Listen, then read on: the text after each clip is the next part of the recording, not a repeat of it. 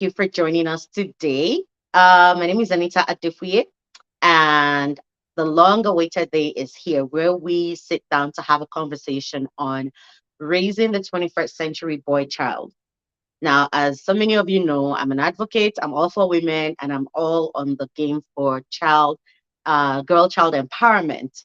But I have a son, and I have to think about that son as well, and not just the daughter that I have.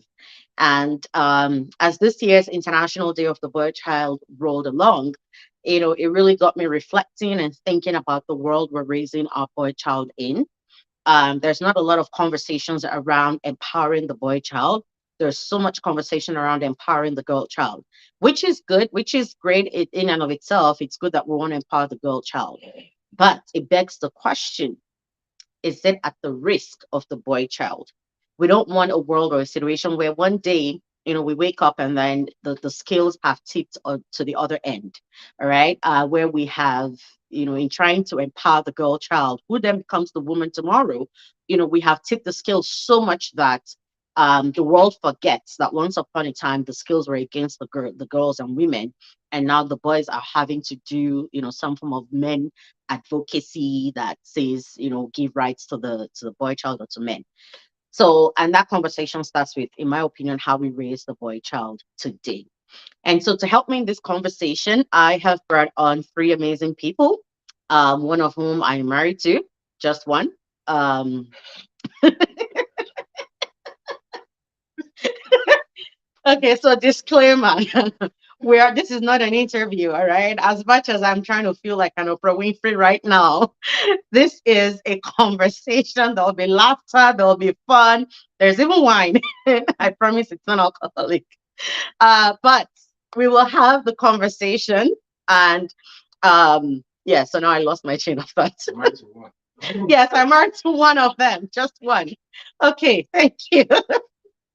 And I'll be introducing them in a moment, but they're all men, which means they were once boys. And they're all fathers of boys, so we want to have the conversation. We want to hear what growing up was like for them. What was that experience? And in today's world where there is so much, where the conversation on empowering women has heightened so much, we want to hear what that makes them feel like, and the concerns that they see for their sons, and maybe even how they are raising their sons, and how they see them functioning in a society where women are so empowered that it can feel quite scary. And amidst all the cultural nuances, we're gonna have all this conversation. And in a moment here, I will turn over. There will be, you'll see them now, and we'll continue where I introduce each and every one of them. Well, actually, I'll let them introduce themselves. They'll just tell us your name, um, how many boys you have, and share a fun childhood memory experience for yourself. So that's what we're going to do.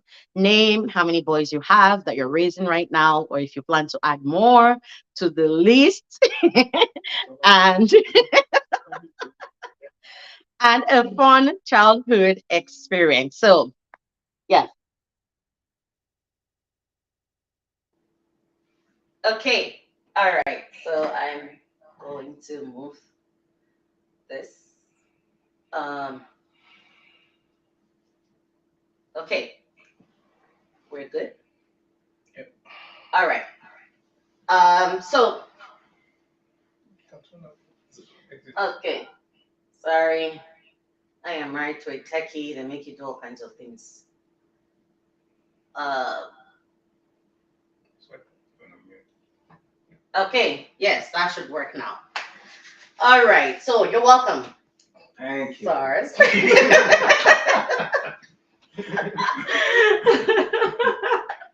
All right, so we're glad to have you. Thank you for joining us today. I can't really see who's online now, or like people that have joined.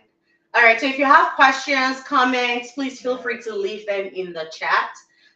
Would be great to hear from you. I really want us all to be in this conversation together. And please copy the link and share with family, friends, and foes. You shouldn't have any foes, but we all do somehow. Share with all of them, and let's all be in this conversation together. All right, so I will start from Having the one you're married to. Let them know the one you're married to. Right away from the beginning. Okay, they said I should start with the one I'm married to. So the one I'm married to. So your name, I know your name. Oh God! Next time I do something like this, we'll have some in-house live guests, audience. All right. So the one I'm married to. Your name, how many boys you have, if you're planning to add more. I know the answer to that one. The answer is no. And then a fun childhood memory. Okay, so my name is Tola Adefuye. How many boys? Like you said, you know the answer to that. Just one, and there's no plans for an additional one. And fun childhood memory. I have to think about that a bit because, yeah, I'm not sure I can cough up one right off the bat, but maybe we'll come back to that. That's not a cop out. Okay. All right. Shala. Okay, you already mentioned my name, so Yes. So my name is Sola Akinyemi. You could say Shola Akinyemi, Akinfemi. But life of me, I don't know why the Hakim prefix in our names in my family is kind of like a rite of passage. But when I had my son, it didn't even occur to me to give him any Hakim. I just went off the cuff. It's all well, I don't want to say it's all bad, but it's all good that some of my nieces, that are girls, they have Hakim. I mean, Hakim Ronke. Wow. Was you put Hakim? Anyway, my name is Sola Akinyemi, and I have a boy. I have a 6-year-old going on 7, Mofioluwa. And childhood fond memory. I think there are many, but the one that stands out because I still have these cars will be riding bicycles. Yeah. So I grew up in a phase, and I'm sure Tola and Joshua. Sorry, I'm sorry, guys. That childhood memory is so thick, guys. It's getting me out. Yeah, they understand what I'm trying to say because back then bicycles were not common. You understand? So we had to go and borrow bicycles or join a team of friends to ride bicycles. So the memory, simply put, is that you don't have a lot of time to ride a bicycle. So we take it to this hilly point, a very steep place. You get your turn, they push you down the road. What? I mean, you just have like maybe 1 minute. You have about 20 boys waiting for their turn. So you get on the bike and then you go down the road and you're screaming, yeah!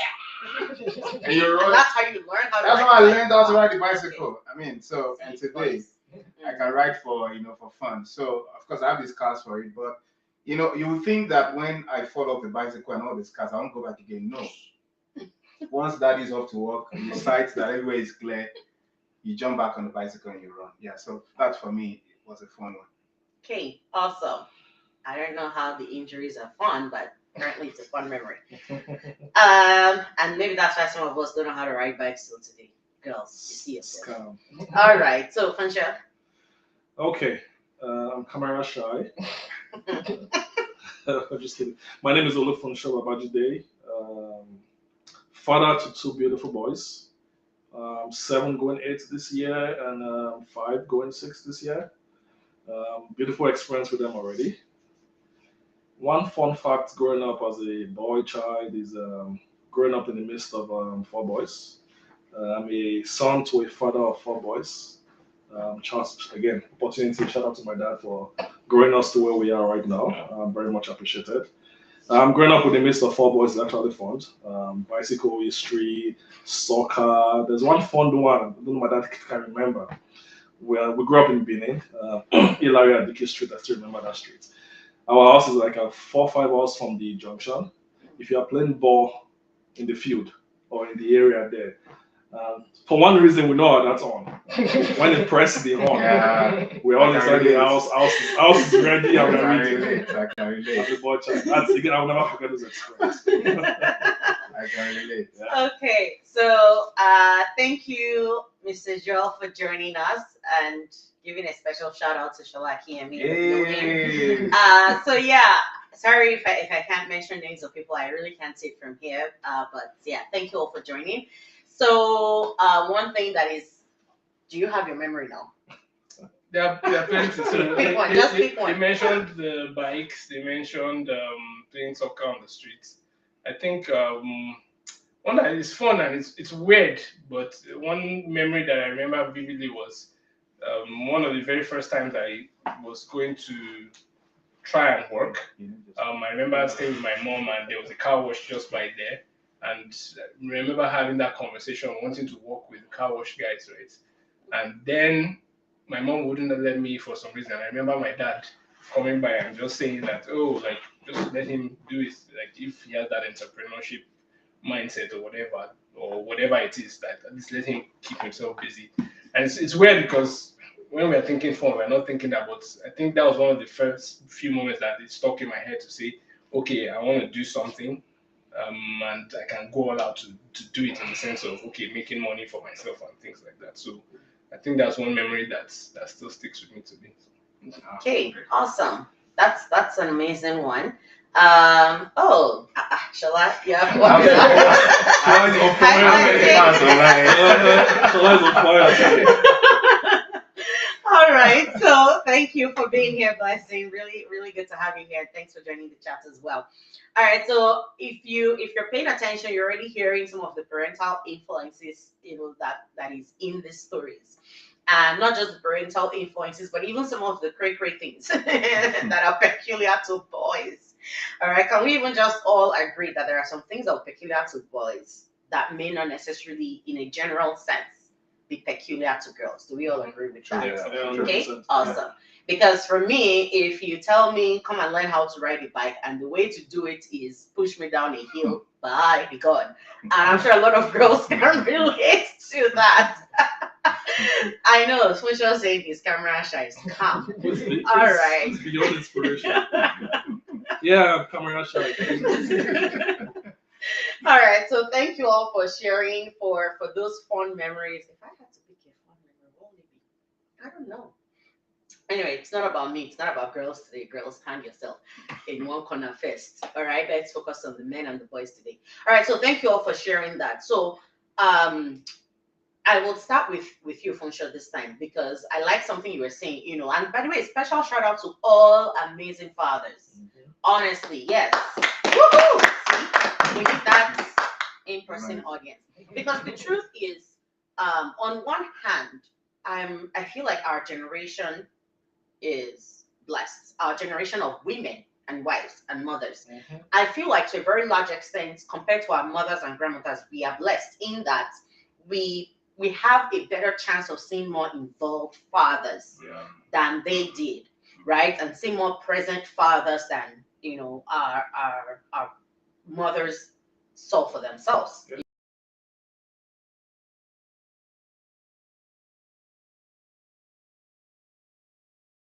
And which is why we're here today. It makes me wonder what that looks like, and I'd like to hear your experiences and what you feel about, is there something, does this conversation even make sense to have about the boy child trying to balance now correcting some of the errors we've seen that was very common with our own fathers and grandfathers when they're not present, and even when they are, they're like they're so scary, you don't want to have anything to do with them, trying to balance that but also trying to be a present father.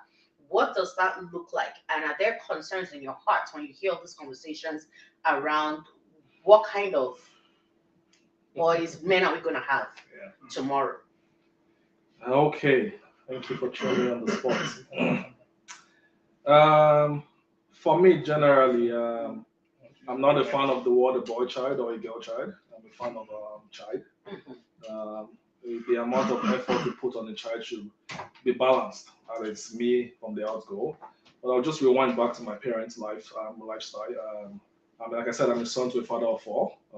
Thank you, Daddy, once again. I'm a bishop, retired bishop, as a minister of God. There's one thing I enjoyed most from this man. He was a traveling secretary for Scripture Union, Benin State back then. And my mommy, the household backbone. She held the house very well. Thank you, mom, as well. And those days, there was no phone. Back in those days, and my dad is traveling 24/7. To imagine this man traveling about 2.5 hours just to come back home and spend 30 minutes with us. So we feel that impact that is still around. So it was small time in those days, but I could still remember vividly. This it's still in Benin then, that same street. The man would just come home, play with you guys a little bit, and it's off again. But that small impact he put there. Again, I believe as parents growing up, both husband and wife should share the same value. It's going to help to take care of the kids 100%. If the man is not around, the woman in quotes can be the father at that time and not miss the father.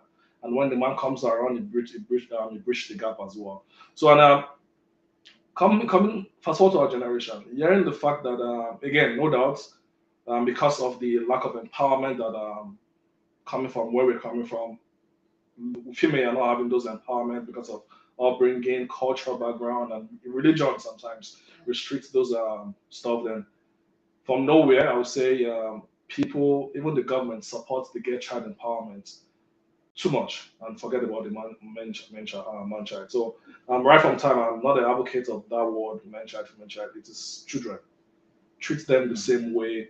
And even if we have those particular characteristics, you try to build it up with the male child and touch those things on the head. For me, I was talking to a colleague today. I'll use the opportunity, sorry for that. Shout out to Tio and Spiro. It's one of the background from school. We built a team together, and she's actually doing well in Nigeria. She's also someone that doesn't like that word when it comes to separating children. So we had this conversation today, and I'm just going to read what we talked about. Fergal, sorry, it's your chat. It says, a woman becoming financially independent does not equal, I don't need a man. So where I'm going to is, if we build, like Anita said, if we build every man the way our parents have built us, the next generation will enjoy that. Because if you don't build a man to take care of the wife, show them what a good woman is, it's going to be a conflict of interest, and be many, many issues down the way. So if we build people that a male child, a woman child, we are growing up in the same environment. Yes, we're equal. But like she said, there are some activities that are pretty much tied down to men. It is there, but if you're a woman, you want to do it free. There is no holding them back. But let's join together and build a community that this love of equality is, even if equality is there, the love should be there, and we'll go about together. Okay. Awesome. Thank you. So, and I like that phrase. A woman being financially independent does not equal I don't need a man, right? Because in some of the conversations, and I think for me personally, it's why I even want to start this conversation is, yes, I want what's due me as a woman. Don't exclude me just because I'm a woman. Don't take away from me just because I'm a woman. But when you look at a lot of things that are going on in today's world, it feels as if what some people are really saying is take everything from the man and give it to the woman. Absolutely. Right? And that bothers me because then it's like, so what's left for the man? Right? The man today did not cause the issues that we're dealing with. Right? And anyway, let me pause there. So Shola, thoughts? What does it what does it feel like, when you look at the boy child today? Do you feel any concern for where things might be for them tomorrow? Okay. So this way. Yeah. Just hold that up here. Guys, we have a tech in the house, so it's using us as a This is a phone being used as a microphone, by the way. That's strange. Well, to be honest, I think this conversation is long overdue, and I hope that people are having it in the right circles. I mean, I feel, okay, to answer your question straight away, it is very important. We should be talking about it. Let me just give an example. Do you know that even in the workplace, it has been taken so far that if two people, I don't want to call it the feminist agenda, but this idea of let's save the girl child has been taken so far that if there's a guy that is genuinely qualified for a role and there's a lady there, chances are they're going to pick the lady. Now, as good as that might be in itself, like we're trying to empower the girl child, what that is brewing is, it's brewing something in this man that's what used to be a boy, that's now a man, to say that what offense did I really commit? That having done all this, I'm not qualified based on gender.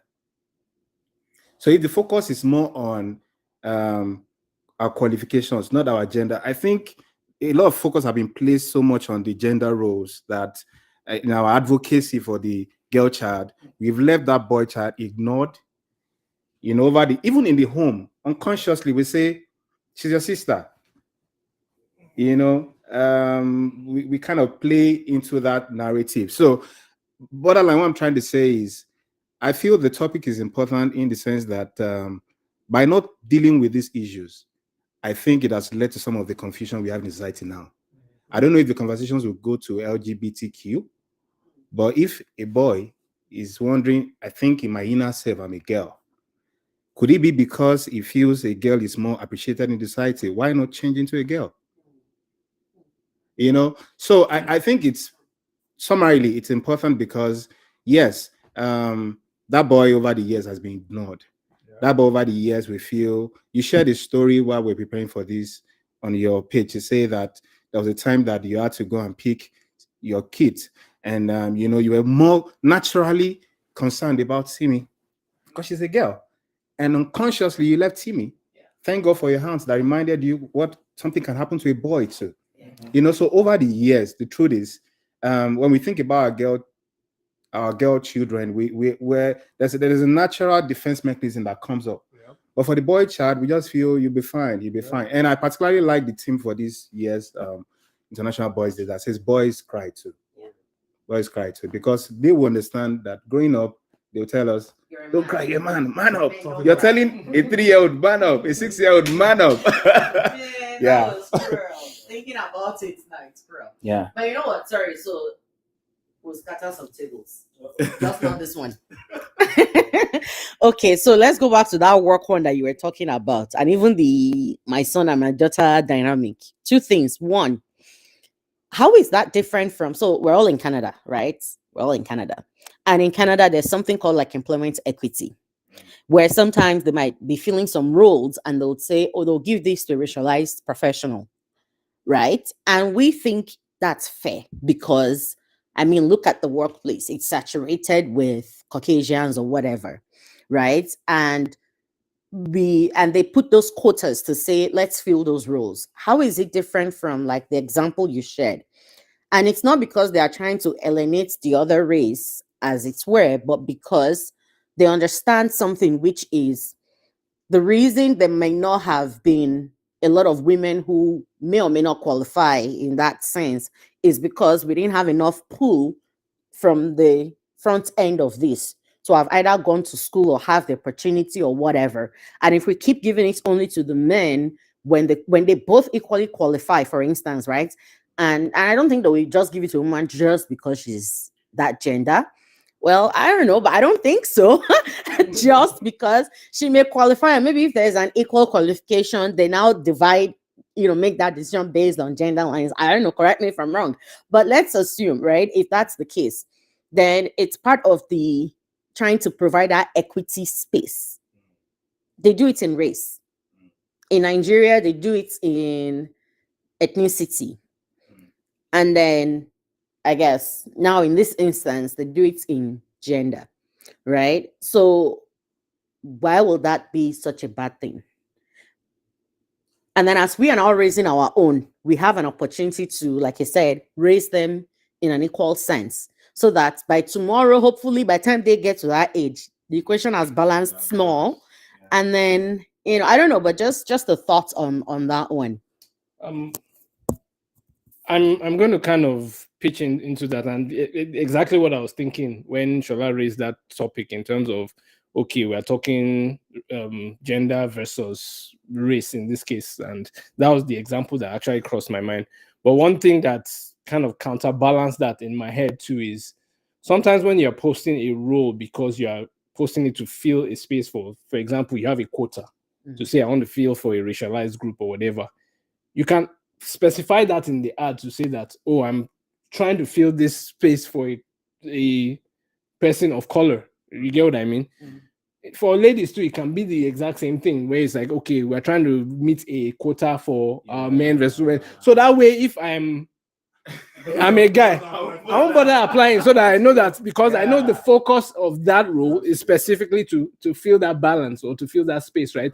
Versus when you put it out there and it's almost like, oh, it's fair for all, open to everybody, but that back of your mind, you now know that, oh no, I'm just going to fill it out with a woman. That won't be fair to the receiving party, right? On the flip side of that, though, is that if things are, or if you are posting a role like you said, and it's just okay, whoever is the best candidate, then in that case you are not tying it to say, okay, because this person is a woman or because this person is a man. It's just let me the best candidate win, and whoever that candidate comes out to be is fair. So yeah. Just say something on that too. Thank you very much. I'll just bring some HRO in the house if they can come online and join us. Yes, the reason I'm saying that is because I had a conversation with some HRO in the past. The fact is that they have a quota on ladies, and when they're actually screening people, there is a kind of a +1 when you're a lady. So already you're beating the guy. Correct me if I'm wrong, guys. Even in some organization, when there is an interview and they look at the dynamics in that particular view, that's like, okay, gender balance, equity balance, racial balance. Whenever they're looking, yeah, we have many contacts. If you are different in quotes, there's a +1 for you. So no matter how you are the best, there is a +1 on that person already over you. Edge. So that's what the world is going to. No doubt, we are trying to balance what has not been balanced in the past. But again, if we go back to the Bible, I think again, well, that's where religion came into place. It's talking about men, the head of the house, and that actually, in quote, let our women behind. No doubt, men are still the head of the house, but drag your women along. Bring them. There are many men right now making their women education higher than them because it doesn't matter. It's the head of the house is not about being man or woman, but it's working the thing together. So if we can build that gap again and make everybody balance, I think my boy child will enjoy. They will not be +1 again when it comes to my boy's interview. Okay, so Alexandra, thank you. She says there may be an issue to that because of discrimination policies or laws. Issue to which one I'm not clear on the issue and what the issue might be, but I wonder what the issue there might be. There may be an issue because of discrimination against policies or laws. Okay, all right. Oh, I should use the mic. Wow, this feels really weird. Okay, all right. So back to the instance with my son, and maybe this will even take us into a little bit of uh uh sexual abuse for female children and boy children. So again, just maybe even sometimes, and I feel that sometimes part of it too is that maybe the reason we even have these conversations, it feels like we're starting to create an imbalance, is also because there seems to be a perceived pushback from men on women trying to do this whole women advocacy, girl child advocacy thing, right? But I feel like it's also because men probably don't fully understand and appreciate what's really going on. Women are not out to try to get them. Women are not trying to say sideline men, right? So, giving you an instance, right? In that kind of situation where I pull out my daughter, and for those who may not know, the context there is, both of my kids were in a daycare. I show up one day to that home daycare, and the person who was supposed to watch them wasn't there, and I met someone I had never seen. Worse still, the person I'd never seen, who turned out to be her sister, also had a boyfriend in the house who was in his boxers and singlet, lying on the couch with pizza and beer bottles in front of him.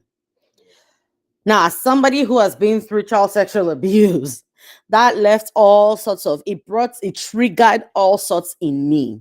In my head, I had seen him abuse, God forbid, but my head went to spaces I didn't want it to go. And instinctively, I took my daughter, I left, and I remember calling her and I was very upset with her and saying, how dare you, da da da da da. But then I left my son in that place, who was a baby, by the way, at the time, and could not have spoken out to even say if anything happened. And then I went to one of my auntie's place, and then she said, so you left Timmy there. So boys can't be raped. And something in me switched that day to say, oh my God, what are we doing? We put so much emphasis. You want the girl to be in ballet, be in basketball, be in construction class, be in coding class, be in Yoruba class. All the classes you want the girl child to be there. But then the boy child, we just put an iPad or a phone in front of them, que sera, But but just to maybe, even if maybe a lot of men even understand that the conversation is not about trying to do away with the man. I mean, I'm married. I remember when sometimes people look at me and say, you can't be submissive to your husband because you are this or that. It's not about that, but it's about the fact that we're coming from a history where women have been marginalized so much. So we get it, and maybe if more men get it, will that help the conversation so that they too can also, okay, so how do we make sure that we're not recreating this against the men tomorrow? And that's why we're here, to that part of what we're here today. So sometimes there's something in the women too that says, I went through this, I don't want my daughter to go through it, right? But that doesn't, I mean, from my perspective as a woman who has a son, did I take that action because I hate my son? Likely not, right? And so, but it's just that something is not aligning consciously for us yet. Exactly, because there's an experience, and we're trying to correct that experience for our daughters, right? But in trying to correct that experience for our daughters, now let's even talk about sexual abuse. Men don't even talk about it, and we are less likely to observe our sons for those experiences because we're so focused on the girls and protecting them. Whereas there are men today who tell you they've been sexually abused when they were boys. One in every 13. Actually, if I depend on which statistics you're looking at, it's actually even 1 in 9, right? In Western world, it's 1 in 13. In African countries, it's about 1 in 9 boys actually get sexually abused.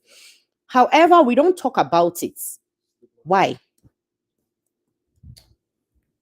So I'm trying to gather my chain of thought to figure out, okay, where to start the conversation. So there's something you mentioned about, yeah, based on history and based on past experiences, we're more tailored to the girl child now than we are talking about the boy child.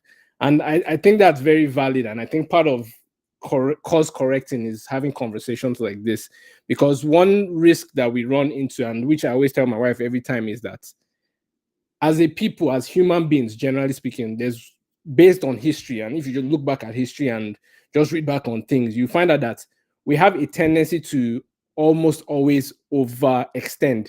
And what I mean by that is, usually something happens, like in the case of the male man's woman dynamic now, and we figure out, oh, women are marginalized, right?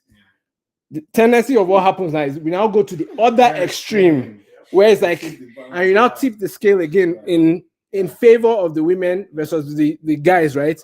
And then at some point you now realize, oh, now we have, and we start to now, exactly, so to kind of balance the scale, right? So, and again, you see this, and I'm going to say it without any high iota or shadow of that. We see this in, quote unquote, in the LGBTQ agenda of today, where it's that, unfortunately, because yes, there's been a stigma on, oh yes, if you are different, quote unquote, you get marginalized, right? But instead of us to now strike a balance where it's like, okay, let's fight for the voice of, let's give a voice to those that are marginalized, or those that are different in a sense.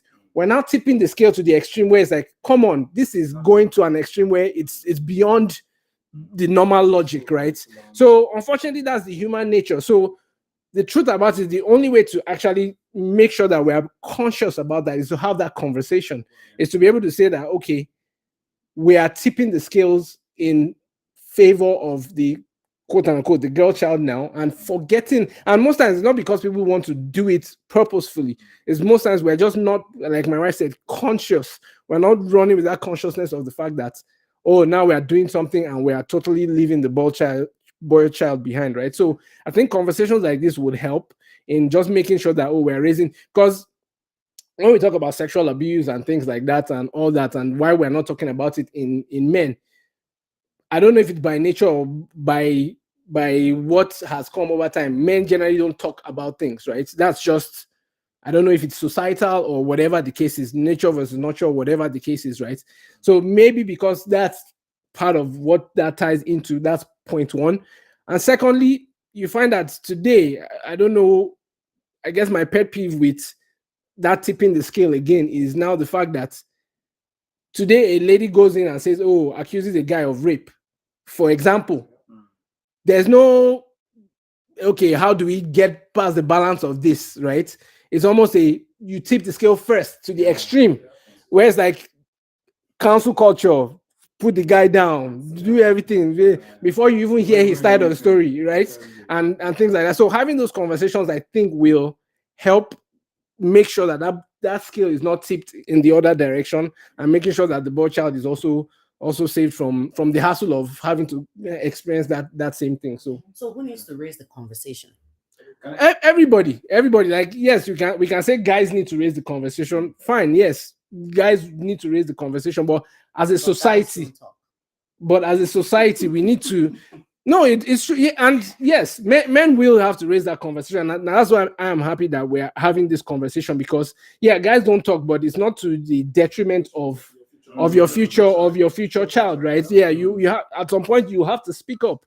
At some point you have to, exactly. So if it's a thing where, okay, men have to start having that conversation, and it's a lot of things that we talk about, which we might get to, we might not, is that I think that fathers of today need to be conscious of the fact that, look, we are raising boys that are growing up in this kind of society. How do we train the boys to have a mindset that's different from how we grew up, and making sure that is answered. So I don't know if anybody else has anything. I'll just add to that, just to add to your point on conversations. We can't stop talking. We can't, because the other alternative is not even something we want to think about. And I would say that you mentioned something about your generation of women being more privileged than the previous generation, and it also took some work. You understand? So our grandfathers obviously were more maybe farmers. They were more into some type profession, and it was more traditional. As in, that this is the head. You understand? It was, it was back in the ages where you have women and children, so that you could have as many as possible. Not because you're maybe even you have so much love for women, but because you need a lot of people in your household to help with the work. But transfer it to our father's generation, they were a little bit more domesticated. There were some of our fathers. My dad used to be, when we moved from Ibadan to Osun State, and my mom didn't come initially. My brother and I went with my dad.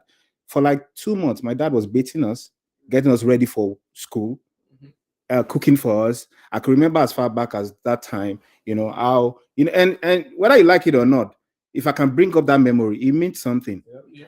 And that we are now in a setting where being domesticated is a norm. Like, you don't even get laurels for it. It's just a normal thing for you to wash plates. It's a normal thing for you to. I don't think a lot of people agree. Well, maybe not a lot, but at least for most. I mean, I got friends. Joel is in UK now, and I mean, he actually, sorry, Joel, he cooks more than his wife. He's been doing it from way back in uni, and he has brothers, so I know that was the way they were brought up. So I think, coming back to the conversation thing, it's because there were conversations then. There was an awareness. You understand? And I think, I won't, like you said, we won't blame the men for this imbalance. Neither will we blame the women. I think it's just a societal thing. And who makes up the society? You and I make up society. And the best way we can change this narrative is to begin to have the conversation. And the last thing I would say is on the reason why we need to have the conversation. More than ever before, our sons are more confused. See, we were not confused of our identity. In our age, we're not confused. You're sure of it. You are sure, but now, you know the line. There's a fine line. You know, but now, I just look at them, and I look at them, and there's a quiet fear in my heart that what society will this boy grow up to in 10 years? If now the curriculum is saying a certain thing, if now he's coming home to ask me, why is he like this, or why is someone like that? There are so many questions out there, and we don't all have the answers. But from a community like this, I believe one way or the other, we're going to come to a consensus on how we can sort of not tip the scale to this end, but balance it. It's probably be a constant struggle, but surely it's something we'll give. Yeah. Just throw light on that. Thank you very much, guys. I think for me, based on those that need to speak up, no doubt, men needs to speak up.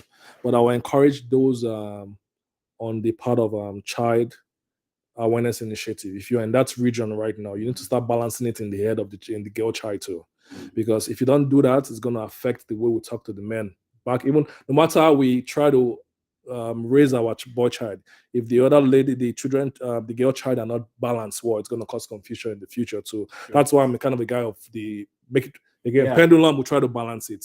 So as much as right now, back in the past, we started something back in school. Then even the government, you bring boys initiative to the government, they turn you down because in court it doesn't raise money for them, it doesn't do sort of things, it doesn't give them good propaganda and stuff like that.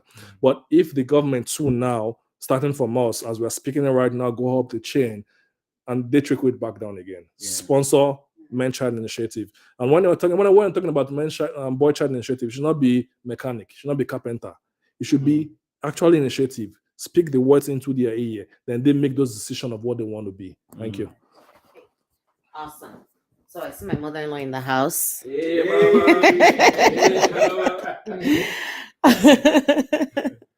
All right. So okay, thank you. So we need to speak up, and then we're all part of the society and we all need to raise the conversations. Agreed. All right, but even in the way, and maybe that even ties us to toxic masculinity, right? Growing up, we'll tell boys things like they don't cry, man up, those kinds of conversations, because we see them as weakness, and that's something women do because we think women are weak. And then but even still on this, like the sexual violence conversation, some of the conversations that I've also heard as to why it feels like people don't even talk about it is this: growing up and just even being amongst boys. I grew up mostly amongst boys. Now, when a girl is sexually abused, she feels pain, she feels everything. It always used to confuse me. When a boy is sexually abused, which is what it is, what you hear oftentimes is he's the don because this older woman finds him attractive. And that's now I don't even know what that is. However, now we're seeing some men start to come out and say, hello, I was sexually abused as a child. That auntie is an adult who knew it was wrong. And maybe deep down inside me, I knew it was wrong, right? But maybe it was part of the coping mechanism. I'm just adding to even the conversations we've had already, right? To say, those were the kinds of conversations you would typically hear, right? Back in the day. And maybe became part of the coping mechanism for a lot of these boys then who are now men. But now, maybe again, you're right. As we're having more of conversations, some of them are starting to come out now to say, yeah, actually, no, I don't feel like it done because that auntie did this to me. It was hurtful, it was bad, it was wrong. And I was abused, period. Right. So, which is good, which is great. But how are we having those conversations today? Or how do we even begin to raise them as fathers? Right. In a way that, how do you, for instance, tell Mofe when he's crying? What do you say to him? When if for instance, we've had this issue with our own son where, well, it's not an issue, but where he would say, I remember one time he was always crying, he wants to do makeup with me and see me. What do you say to that? And you even talked about the confusions, right? What do you say to that? How do you raise those conversations with them in today's world, raising them? Let me go first. I think you're beginning to shake the table, yeah? I think first and foremost, two things. Let me talk about raising them. I think there's a lack of male mentorship in the society. See, in a stable home, the way God designed it, if there's a father in the house, there are probably some conversations you won't even have. There are some things that the boy will observe. For Christians in the house, if you look back in the Bible story of Abraham, Isaac, Jacob, when it comes to things like sacrificing, when Abraham was taking his son up the hill, the boy was asking, where is the animal for the sacrifice? Because he knows that there's an animal for sacrifice. So there are some things that by observation, the boy child will actually pick up. However, there are some things, because they are growing, they're curious and all that, there are some things that they will, they will pick up. So I'm beginning to lose my train of thought, but basically that part I was going to talk about that part to say that male figure, that being present, as a father, that there's a way it rubs up on the boy child, because where that is lacking, and we need to take it beyond the home, because in back home we say it takes a village to raise a child, so Funso's children come here for a weekend getaway. Tola is there to model. My son goes to school. There's a male teacher there. He's there to model. So how do we have the conversation? As you said, part of doing that is being a mentor and being present as a father, being present as a responsible man in the society. It could be in church. I mean, yes, you may think that boy is not my son, but 10 years down the line, that boy that you ignored, and your daughter. that boy that you ignored could end up being in the same class with your own son. Let's not even go to daughter first. It could be that boy that's going to influence your own son to do something that, and because again, let's not move too far away from the girl child. So in my head, when I was thinking about the topic and imbalance, I see the girl child as that garden you're tending, flower. Yeah, nobody's going to touch this flower. But that boy that you ignore, that you're not having the conversations with, is the one that will just come with one more one day. Just raise the thing. So to answer you, I think part of the conversation, there's another point I was going to raise, I'll come back to it, but part of talking about it, really is being intentional fathers now. Because you direct the question to us is, so you asked about Mofe. Of course, there are times when you spank them, there are times when they do something wrong and he's crying. Initially, when he was growing up, when he was a baby, I didn't do much of stop crying. Of course, he was a baby. But now he sees going on 7. The truth is, the natural instinct in me is when they say, guy, is it not this small thing? I chop past this one. Is it not this small thing? But what I've been getting, I've started doing lately is that I allow him time. I just give him time to cry a little bit. And then after a while, if I see that I'm seeing noise, I'm like, but you don't do now, but I'm consciously not stopping him from crying. I'm allowing him to express, that thing, because over the time, I was checking the statistics and it was saying that obviously we know the life expectancy of women is higher than that of men. It's because of bottling things like this, up. Maybe when we come around to sexual abuse again, I will share a story. But just drop on that. Thank you very much. Thank you very much for those good ones there. I think for me as well too. I think even as men, there's one thing I've again learned from my dad and still sticking with me, and learned from people around me. Even like you mentioned, different names, Tola, even himself, many other guys. We learn from ourselves. Find the right circle. That's one thing I would say. Comfortably, I can leave my kids with Tola for a weekend because I have found the right circle in him. That is where the mentorship come. And there's one thing I wrote that when I was thinking about this, I was like, personally, am I doing it? It's be a good example to them. Do what you say you will do, and not what you don't be the other way around. So be a good example to the kids, and that's one. Another thing for me is like, as a man, you can't do it. You can't do it all by yourself. Involve your wife in raising that. Involve your wife in raising that man, that boy child. That is one thing. There's some valid point my wife has dropped that today actually helping me, because I'm the part like you said, it's not this small whip. I chop better one pass from Bishop. I chop better one pass, but again, because of the community we are and trying to raise this kid, you have to be intentional and involved. Like right now, with permission, I'm going to run away to go be involved in my kids' activity, then come back for this. But so intentionally, you need to be involved. It's not just, I don't burn the picking for the woman, let her run the show. But again, be involved and be part of it. Thank you.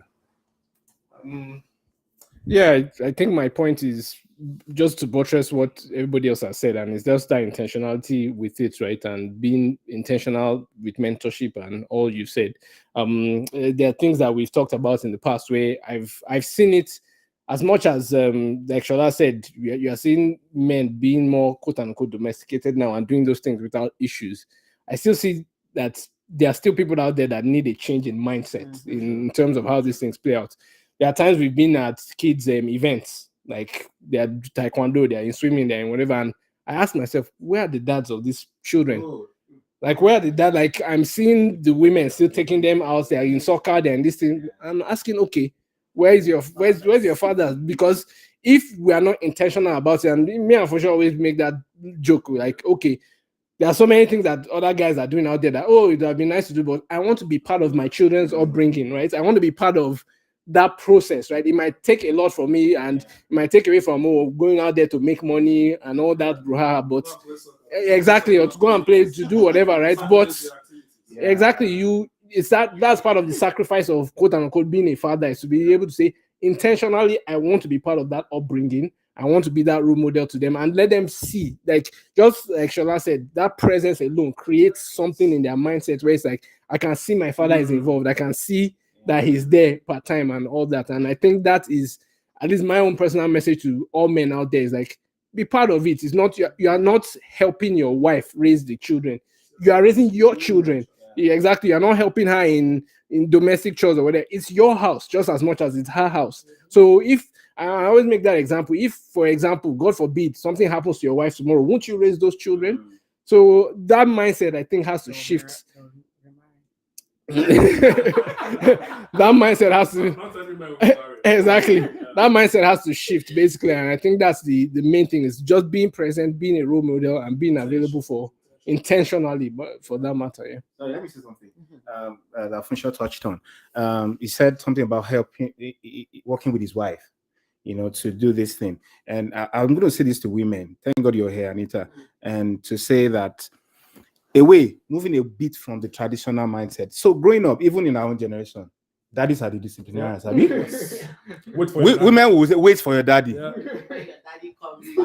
The only time my mom ever beat me, and I used to tell my wife about it, and I tell whoever cares to listen, I mean, she has only beaten me once all my life, and I'm going to be 40 years here. And that time was because my dad was in Osun State. She was in Ibadan. I was in primary 3 and I wrote a love letter to a girl. And she saw that this crime must not go unanswered. There's some crime that as it hot. So but she had to do it then. But you see, part of why I'm trying to think of my childhood as we're talking about this. Part of why I think a lot of times boys don't talk is because they talk with their dad. Thank God, Funso had a smoother one. Part of why is because you see this man as the correctional facility, as the warlord. You understand? You understand? So he's there to discipline. He's there to leave all the heavy weight. So you probably won't sit down with that man to be having conversations about puberty, about a girl. You won't. A girl is going to kill you. So I think moving away from that is talking to you now is to say, can mothers? So what I do, let me practicalize it. What I do is there are times when I see my wife talking to my son, trying to correct him. Of course, the guy is having arguments with her. He's trying to rationalize and say, Mommy, I want to spring up and be the man. Because I know all I need to do is Mofe, arrange yourself. Yeah. And you arrange himself. But I'm trying to empower her to have that conversation, put her feet down. She knows the right thing to do. You understand? So I think that way. Isn't that maybe even part of the peculiarities we talked about? In terms of? We talked about how, like some things are more peculiar to boys than they are to girls. So maybe even in raising kids, maybe there's a general peculiarity where women are more conversational with their discipline and the hammer down approach. And maybe men are, or is that maybe the upbringing? I don't know, but so I get what you're saying. Yeah. You want to empower her to. No, I'm even saying, sorry, I'll give you the floor now, but I'm saying even on both sides, because again, I talked about the man being that lion, but now, of course, in our time, we know that will not get the job done. Nope. You won't if you beat someone we have friends, we know that their fathers cracked down on them. They turned out bad. It doesn't change. Personally, my dad doesn't beat me. He beats my brother more than he did me because I wasn't a good boy. but he realized earlier that talking to me worked. Yeah, that's another one. Understand your kids. Talking to me worked. Yeah. You understand? And also, so what we're trying to say is, can we move away from the traditional roles of the daddy being the fire? Right. Let the daddy calm down and have conversations. If you hear my sons cry today, believe me, I've had conversations with him like 20 times. You understand? I will have, even as young as he is 6 years, we could talk for hours. I'll be saying, okay, this is why this is this. Taking time to move away from that natural inclination to want to stamp your authority. And then we're saying the mothers, so even though you're more tuned, even though there's a mother, so maybe Momsy will say more. Momsy raised 4 boys. You take it. There's some moms that you take She's it. quiet, but you take it. She, but majority of women tend to be more into the conversation. But we're saying, even as you're more into the conversation, we're not even saying be hot and beat up a boy or child. We're saying be firm. Let them not associate firmness with the dad. Let that value that you talked about be shared across board, and let that firmness go straight through. That way, the lines will not it won't be black and white again. To be more like gray, and that imbalance will start be getting balanced as we go along, even from the way we train them. All right. Yeah, and I agree with that. I actually saw a video. I can't even remember where I saw it. Sometime this week that talks about the exact same thing. You literally the same words, which is like, let not one parent be associated with, oh, this parent is there's no good cop, bad cop. That's what he said. There's no good cop, bad cop. It's just when it comes to parenting, if you are the one that is disciplining the child, and be the same person that will now comfort them. Don't now say, okay, daddy is disciplining, mommy will comfort you. And in that way, that child is already associating, oh, this man is wicked. Do this thing, and mommy is the person to run to. So let there be that balance. So I totally agree with what you're saying. With that, just to add more to that, it's going to make the conversation easier when you're about to raise your boy child in that way, because if you are the one eating the cane, they will run from you. And there's no way it will get to a time in their own generation too, they will carry that same thing to and whip their own children. But if you balance it from now on, it makes it general, and it's like makes it settle ground for everybody. Okay, awesome. Thank you. All right. So, Shola, you said that there was a story you wanted to share on sexual abuse. Please share that one before we talk about even the domestication of things, because that piece is. Well, I think I'd share this with my wife, and I think I shared it with my best friend online. I didn't talk about it much, but when the Me Too movement came up, it made us realize that even as sexualized as our generation is now, there were a lot of things that went on in the past in our generation that we didn't talk about. You'll be shocked. We said that statistics of 1 in 13, 1 in 9. If they actually if they did the real work, it's probably 9 in 9. A lot of, I'm looking at the pattern. I'm looking at a lot of things tying together, and I'm realizing that most of what we're experiencing now in terms of homosexuality, some of them are the fruits of the seeds that were sown in the past. So my own story was not full-blown sexual abuse, but you see, it was significant enough for me to remember. We're living in Ibadan then. I think I was in Premi 2, grade 1, 2. So I was probably 6, 7. I can't remember her face now, but I can remember how tall she was. She was a maid, you understand? And I can't remember the specifics, but I felt violated every time the flashes come. The flashes will come. But you see, the truth is, my parents don't know till today. I mean, in their mind, the boy is good. You understand? But it happened. And initially, I thought, because I do a little game, I try to flash back. I'll just be alone in my quiet time. I want to remember, let me remember 1985. I want to try my memory. I'm trying to remember as far back as I can remember.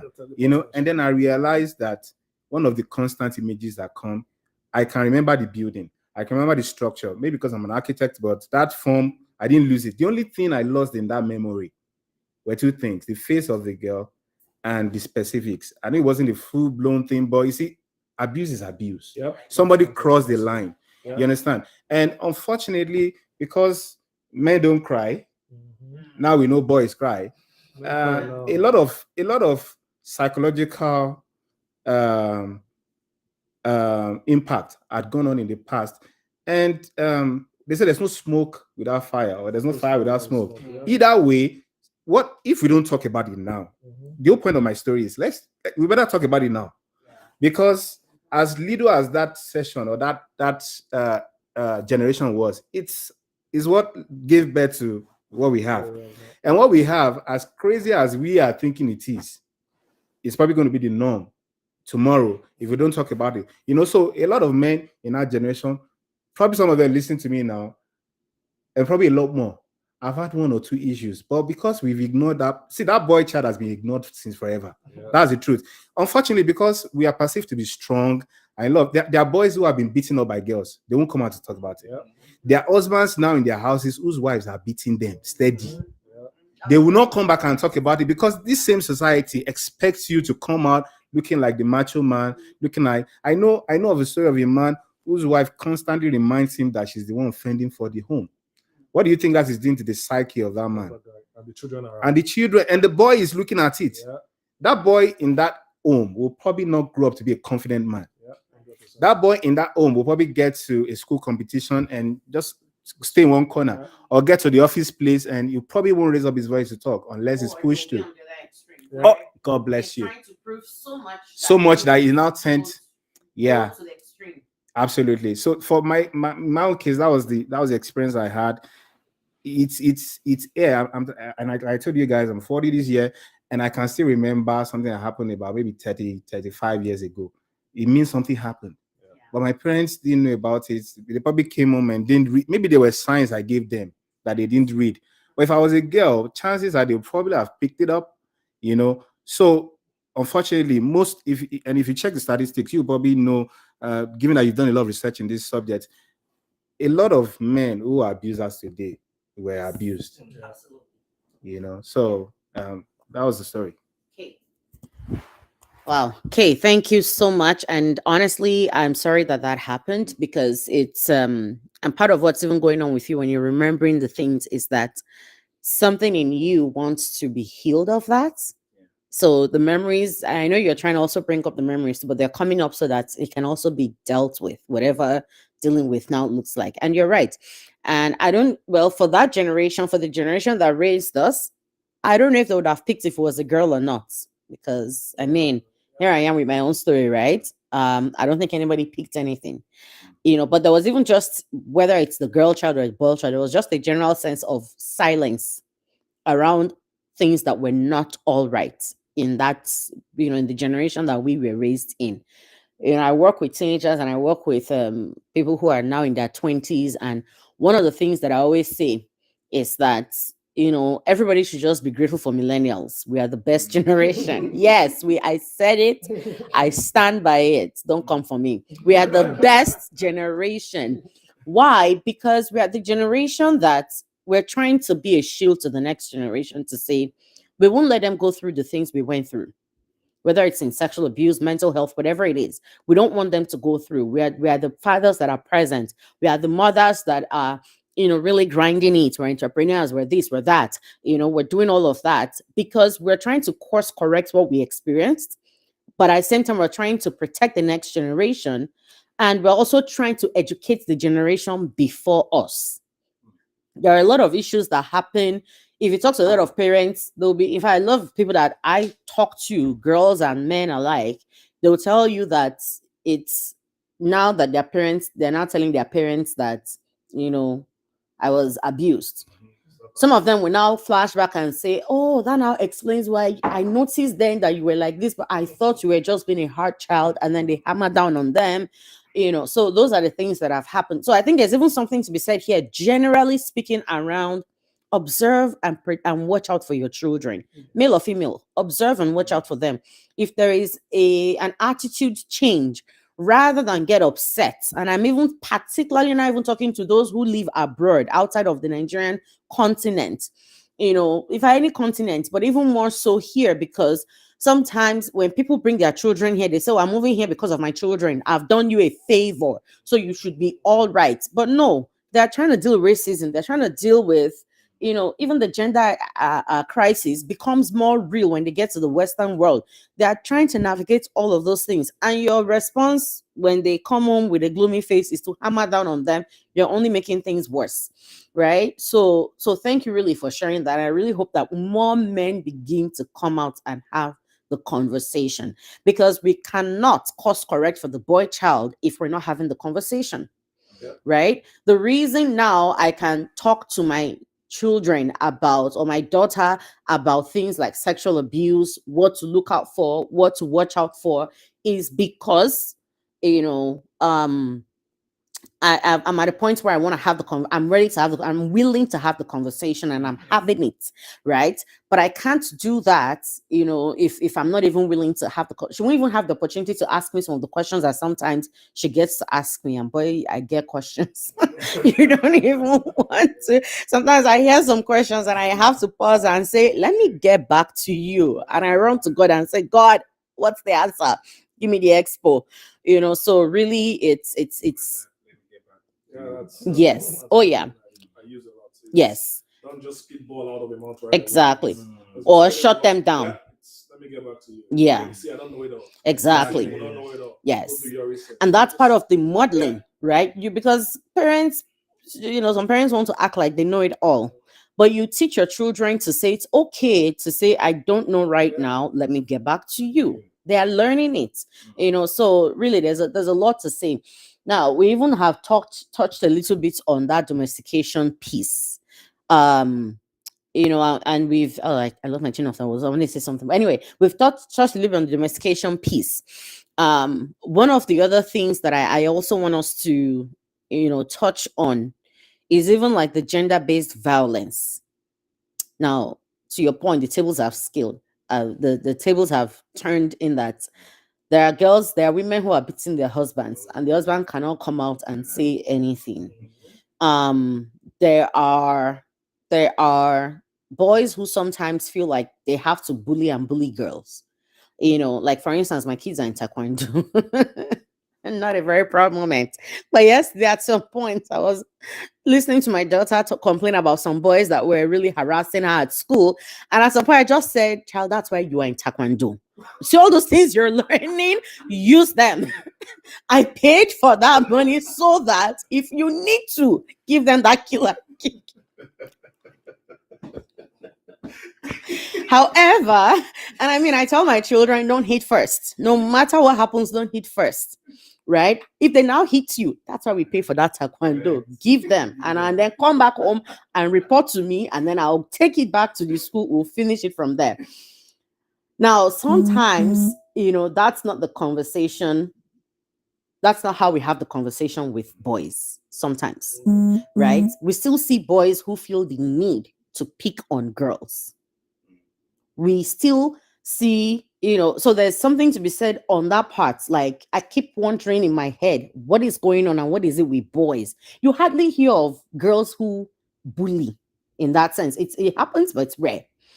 If girls do anything at all, is I will not play with you, don't come and play with us. And then, you know, mean girls who just say mean things and don't play with me. You know, but when we now, you know, flip it around and we're hearing, and there was a case that happened, I don't know if you know, that was even going on. And I've just been listening in on social media on some of the conversation around this Sentobi, right? Now, I don't know the full story, to be honest. I'm not going to sit here and pretend like I know the full story. But from the bits and pieces that I've been gathering, it seems as if there was a case of domestic violence against that man in his home. And I remember one comment that really broke my heart was when somebody said, I don't know what happened, and I honestly don't care. But clearly, there was some case of abuse here. If it was a woman that experienced this and eventually died, the media will be really buzzing by now. But because this is a man, of course, nobody cares. And the person said, and this is why I've decided I will never marry as a man. And that really just broke my heart. Right?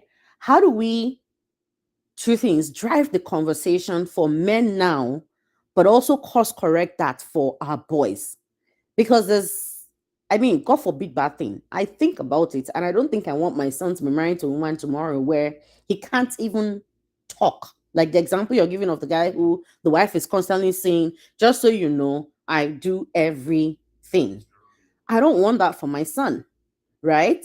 Now, whereas we're empowering the woman and then she becomes this superwoman with so much money. And then if my son is married to that kind of person who he doesn't earn as much, how do I empower him to be able to be married in such and be comfortable and still be confident? How do we help to Lane?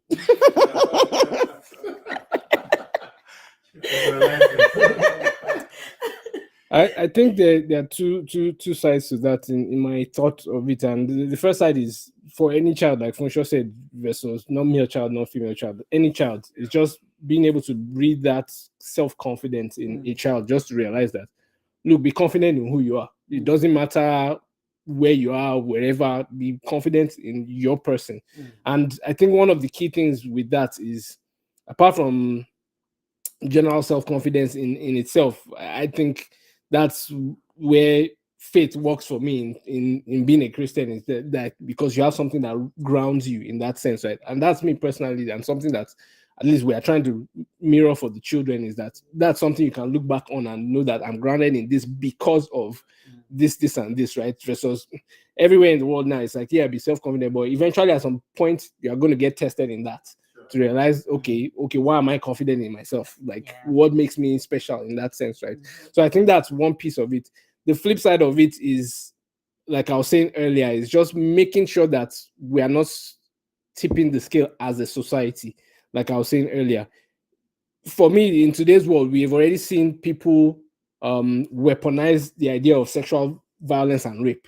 We see it every time, where it's like one person says, "Oh, this guy touched me" or whatever, and the guy gets shot down for no, like, there's a big one of what's this guy now? Johnny Depp, and the whole brouhaha. The guy got cancelled. He got cancelled all over the place. Here in Saskatchewan, we used to like that guy, Erin Where you get like Where, like things like that, where eventually things, you now dig into it and realize, oh, that the lady just weaponized it, and the guy lost his political career. He was done. It was all done for. You get what I mean? So as a society, we have to be able to not tip the scale. Like, yes, the society here has, quote unquote, empowered the woman so that if something like that happens, she can go and report and all that, which is good, which is where we want to be.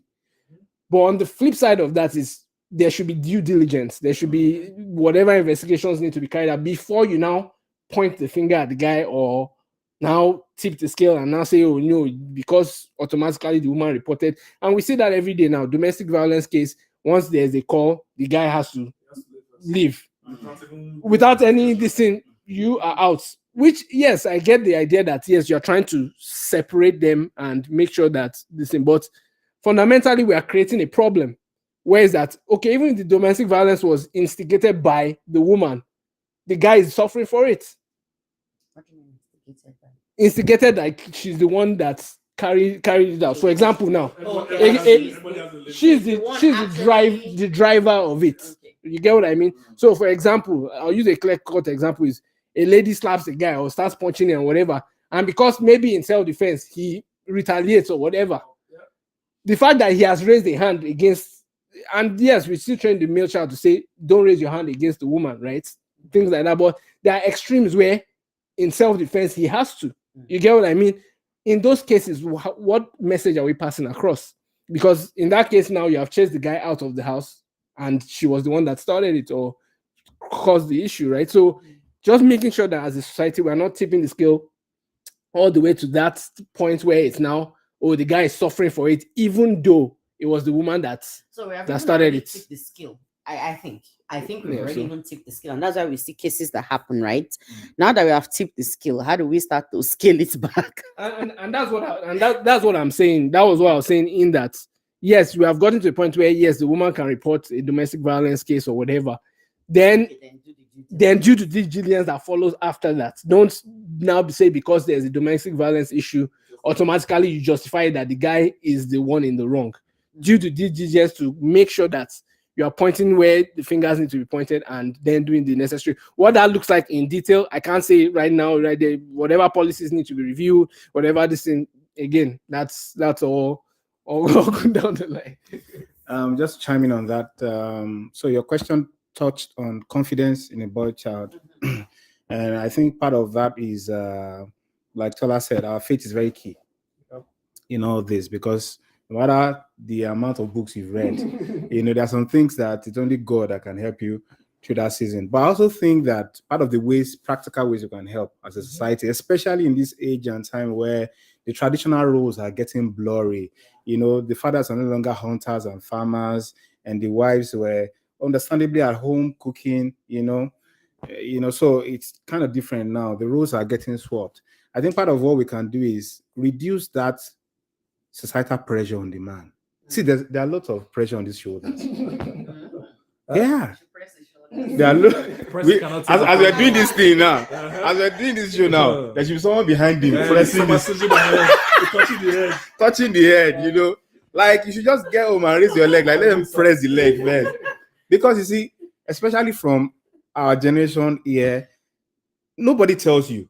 You just kind of grew up knowing that one day I go own a house, or I'll be responsible for bills, or I'll pay this, or I'll pay that, or because we saw our fathers do it. Our mothers may have helped in some ways, but we grew up seeing daddy as a provider in the house. So when daddy in this age, let's not even go to the boy now, let's come to the man. There's some men that need confidence boost. Yeah, I agree. Especially in our age and time. So I think part of the way we can help the boy child is this. Like in my home, we try to say, we bought this for you.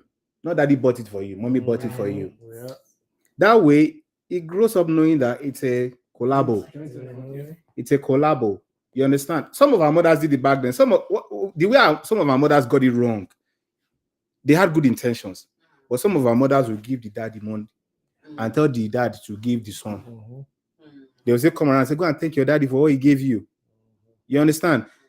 You're helping him, but you're mounting pressure on him, because when he grows up, he wants to be able to remember that we are modeling things to them. So I think part of the way we can boost their confidence, aside talking to them, re-emphasizing their hey, my people, I greet you. I know say you will come. Why? Oh, sugar, why I gonna talk that love letter to you? Okay, I'm out for you, man. So I think part of the way it can help is by showing our children, especially the boy child, it's not a bad thing if mommy helps. Yeah. You understand? It doesn't even help. If we're doing it together. You understand? As in, we are in this together, in short. We are in this together, exactly. Because even on the domestication piece, right? Yeah. I think that's where we've gotten it wrong. Exactly. If a man does certain things, then it helps. Yeah. A share. To the point where some men will not even say, I'm helping you. babysit. Some men will not even say, I babysit, I help you watch your kids, or I help you watch the kids. I babysit the kids. How can you babysit your own child? It makes no sense. Who paid you? Exactly. and parenting is a daily ongoing affair. So yeah, I like the it's a collective efforts idea. Yeah. That way both of them grow up, boy and girl, Yeah, knowing we that we are in this together. Nobody won't feel that pressure so much. Yeah. Please. Cool. Thank you very much. I'll just run through two Bible scripture here, then say what I have to say. It's a common one. Proverbs 22 verse 6. Train up a child in the way he should go, and when he grows old, it will not depart from it. And I'll run down again to Deuteronomy chapter 6 verse 6 to 7. And this word which I command you this day shall be in your heart, and you shall teach them diligently to your children, and shall talk of them when you sit in your house, and when you walk by the way, and when you lie down, and when you rise up. And I wrote here a note. As parents, we first have to know the way. So if you don't know the way as a parent, you will lose it for your children.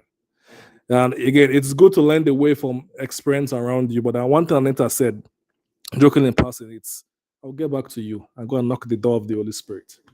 We don't know it all. And that, to me, that's the best way to raise the kid. Go and knock the door of the Holy Spirit. Baba, God, help me. And again, involve your wife in its totality. And there's some also key points I wrote down here. I'm just rushing because I have to run away, but I promise to come back before you guys finish.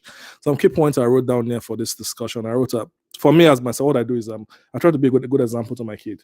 And in the past, I'm the one that's like, I'm talking, keep quiet. But yes, I'm talking, keep quiet, but say it in a good manner. Let me finish my thoughts. Then when they are done, give them the opportunity to talk and let them talk. Let them ask you the question. Anita said there are so many questions she has received. When they tell you those questions, do not act surprised. Do not act like, where did you hear that from? Take it in and respond to them in the right way. So that way they will be confident enough to come back to you and ask those questions. How will you feel your children is asking somebody else a question outside instead of you? That is the way I see it. My children should be able to ask me those questions. Even if I don't have the answer, ask me the question and I'll get back to you. Amen. Thanks, Bishop. All right. Okay, yeah, sure, no problem. See, so that's he's modeling the way. He needs to take the boys to it's just Mote, right? Okay, yeah. There's a birthday party. Okay. And part of it, let me even mention. So he has a purple bag that he has to carry. Show the purple bag. You know, because it's a girl's birthday. It's a girl's birthday party, and they have to go with a gift. Did not pick out the gifts. Yeah, so see, and that's part of it, right? That's part of the training. Is the girl has a birthday party? Let's go get her a gift. You're picking out the gifts. Whereas the traditional way we've always done this is that it's because it's a girl's party. It's the woman that'll go and pick the gifts. Do you get? But this is his friend. Chances are he knows what the girl needs and likes better than the parent. That was the question. What does your friend like exactly? Right? See? So thank you. So he knows what the as a friend to the girl, the child will know what the girl likes better. When you give him the opportunity to go and pick, inadvertently you're creating a sense of thoughtfulness in that boy. Where tomorrow, when he wants to, if he's in his dealings with his female friends, colleagues, mother, wife, or even his daughter, right? You normalize the idea of going to buy a gift for a lady. You've normalized that idea for him, where it doesn't become a thing of embarrassment. It becomes a thing that he can do with joy. For instance, I know sometimes if I might tell my son, please go and bring me my pad, right? Like menstrual pad. And it opens opportunity for conversation to say, what is this? And what is it used for? Then we'll have the conversation on girls see their period. I'm trying to normalize the conversation for him on some of the ways girls are different from boys. Right? Some of my most embarrassing moments Mhm. when I need to get a gift for a female friend, and I'm in the female section of a boutique. I'm looking like this. I just want to pick something and run away from the section because, like you said, it wasn't. Exactly. So it's part of the things that we do for our boys, and even just overall, like the way we raise them. So we've talked about a lot of things, quite frankly. We've talked about modeling the way for them. We've talked about having conversations and trying to change the narrative. What are some other things that we can maybe potentially do? Such that at the end of the day, tomorrow we have a healthier society, where nobody's right is because I'm doing a project right now as part of my PhD program. And in one of the sessions where we facilitate a workshop, somebody asked a question. We're trying to do something along and then putting it in the framework of human rights framework. And somebody said, look, I have a problem. When the rights of two people start conflicting, what wins? Who wins? Right? I think that as a society, in trying to switch the pendulum or creating the balance, we switch to the other end so much so that we've created this conflicting rights, right? And I think that's even part of the problem. It's part of the problem. Like you guys have mentioned earlier, is we swing it all the way to the other side, whatever the case is. Once upon a time, the church swung it to the other side. If you're a certain way, you're a problem, they burn you alive, go to hell, kind of thing. Now it's switching on the other end where, for instance, as a Christian, sometimes you're even scared to talk and say you're a Christian because you don't want anybody throwing darts at you just for saying that. You're a girl. If your parents, your mothers, grandmothers were marginalized, now they're empowering you. A boy can't even talk to you.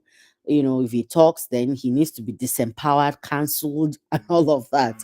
And we're doing all of this about, all the things we've talked about. Like, what are some other things that we think that we can do either from, and we've talked about a lot really, from a family level, community level, societal level, maybe even all the way to government and policies and whatnot. Anything else that we can do to help the boys today?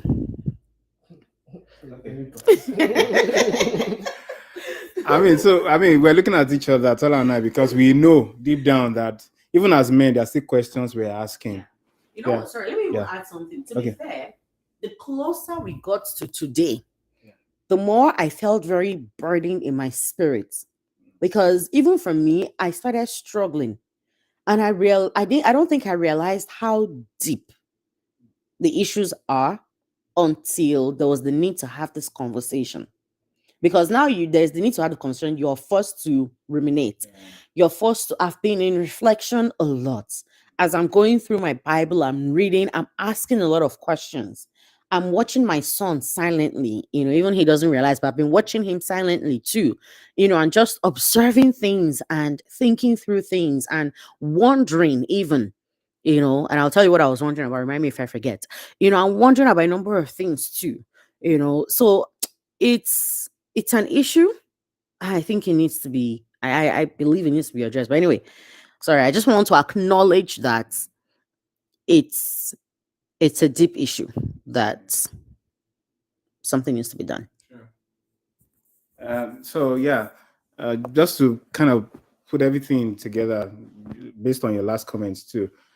There's a lot going on, and um, at times when I think about it, of course, from the angle of faith too, you just feel that there's um, there's an agenda, as it were, against the boy child because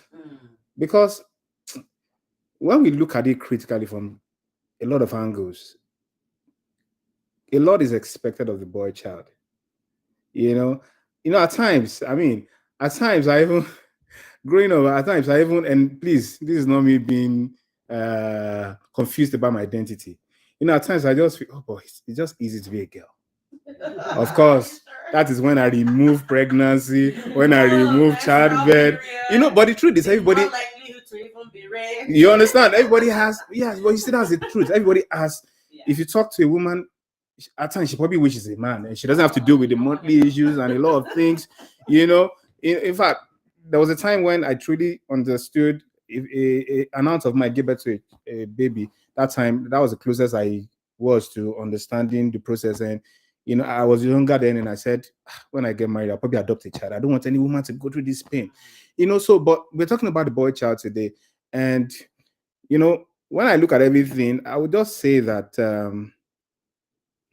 I would just say that we should still go back to some of the points we raised about mentorship. But let's not make that mentorship thing a big thing. Let's just simplify it to be, can there be that man, that uncle I can talk to? And I'll tell you why we shouldn't make it a big deal. And I'll tell you why mentorship, my friend online Joel is doing a great job with that, by the way. I would say part of why even the church at times they're clueless. And I'll tell you why. I have a pastor, wonderful pastor, as an awesome man of God, both at home and on the pulpit. Great man that you want to emulate and just talking about the subject of mentorship, because we don't know how to do it at times. So I went to my pastor. I said, gee, I need you to, I know you're fathering us, but I need you to do. Then I wasn't married. I was getting closer to that journey. There were some questions, there's some questions forming in your mind that you don't even know the question. They will only come out when you're having conversations. So I went to this man that I still respect you today, because I realized he was also in that fix, even though he was a man of God. Do you know what Pastor G told me? He said he's happy to do that, but he doesn't know how to do it. He doesn't know how to do it. So we agree that you come to me when there are issues. However, let's not forget that men don't talk. Men don't cry. Exactly. So Shebi is when I come to him that we're going to talk. So I never came because he doesn't know how to do it too. He never asked. And the truth is, between that time and now, maybe 15 years, there have been issues that I've had to walk through, as a man. Let me drill down a bit on the mentorship. And this is a practical session, and we're trying to be better fathers and men. So, what's not to share? There was an incident that almost caused a major fracture between my dad and I when I was in SS2. Okay, so obviously we've been growing up. I'm big on talk. I'm big on having conversations. I can talk from now to tomorrow on subjects that, matter to me. For those that know me as quiet, I could be quiet. But when there's something to talk about, I talk about it. Anyway, long story short, what happened? Popsy, of course, was the lion of the tribe of the house. Is either my way or the highway. That had been going on for years. A good man, but that was what he knew how to do. But I was already in SS2. I was already an adolescent. I was about 14, going on 15. I was beginning to become aware of myself. And I wanted to talk. I felt, Pops, this thing actually blue. We can't say it's black because he said it's black. Can we even talk about it? Guess what? I called a family meeting. Oh wow. Hey. And it was like the lion, it was like Animal Kingdom. And the rabbits were looking at me like, you this, you this ram. You called a meeting. You want to chair a meeting where the lion will preside. And of course, the lion played through the part. My dad came to that meeting.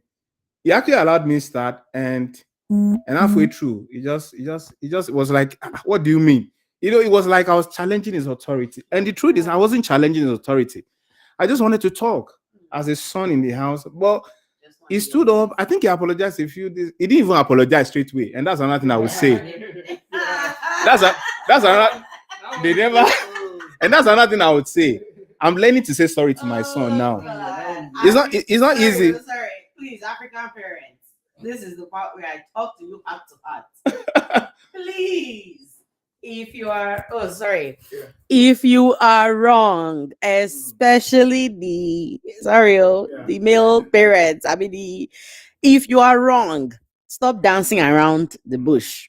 Come out plainly. My daughter, my son, their names, I am sorry.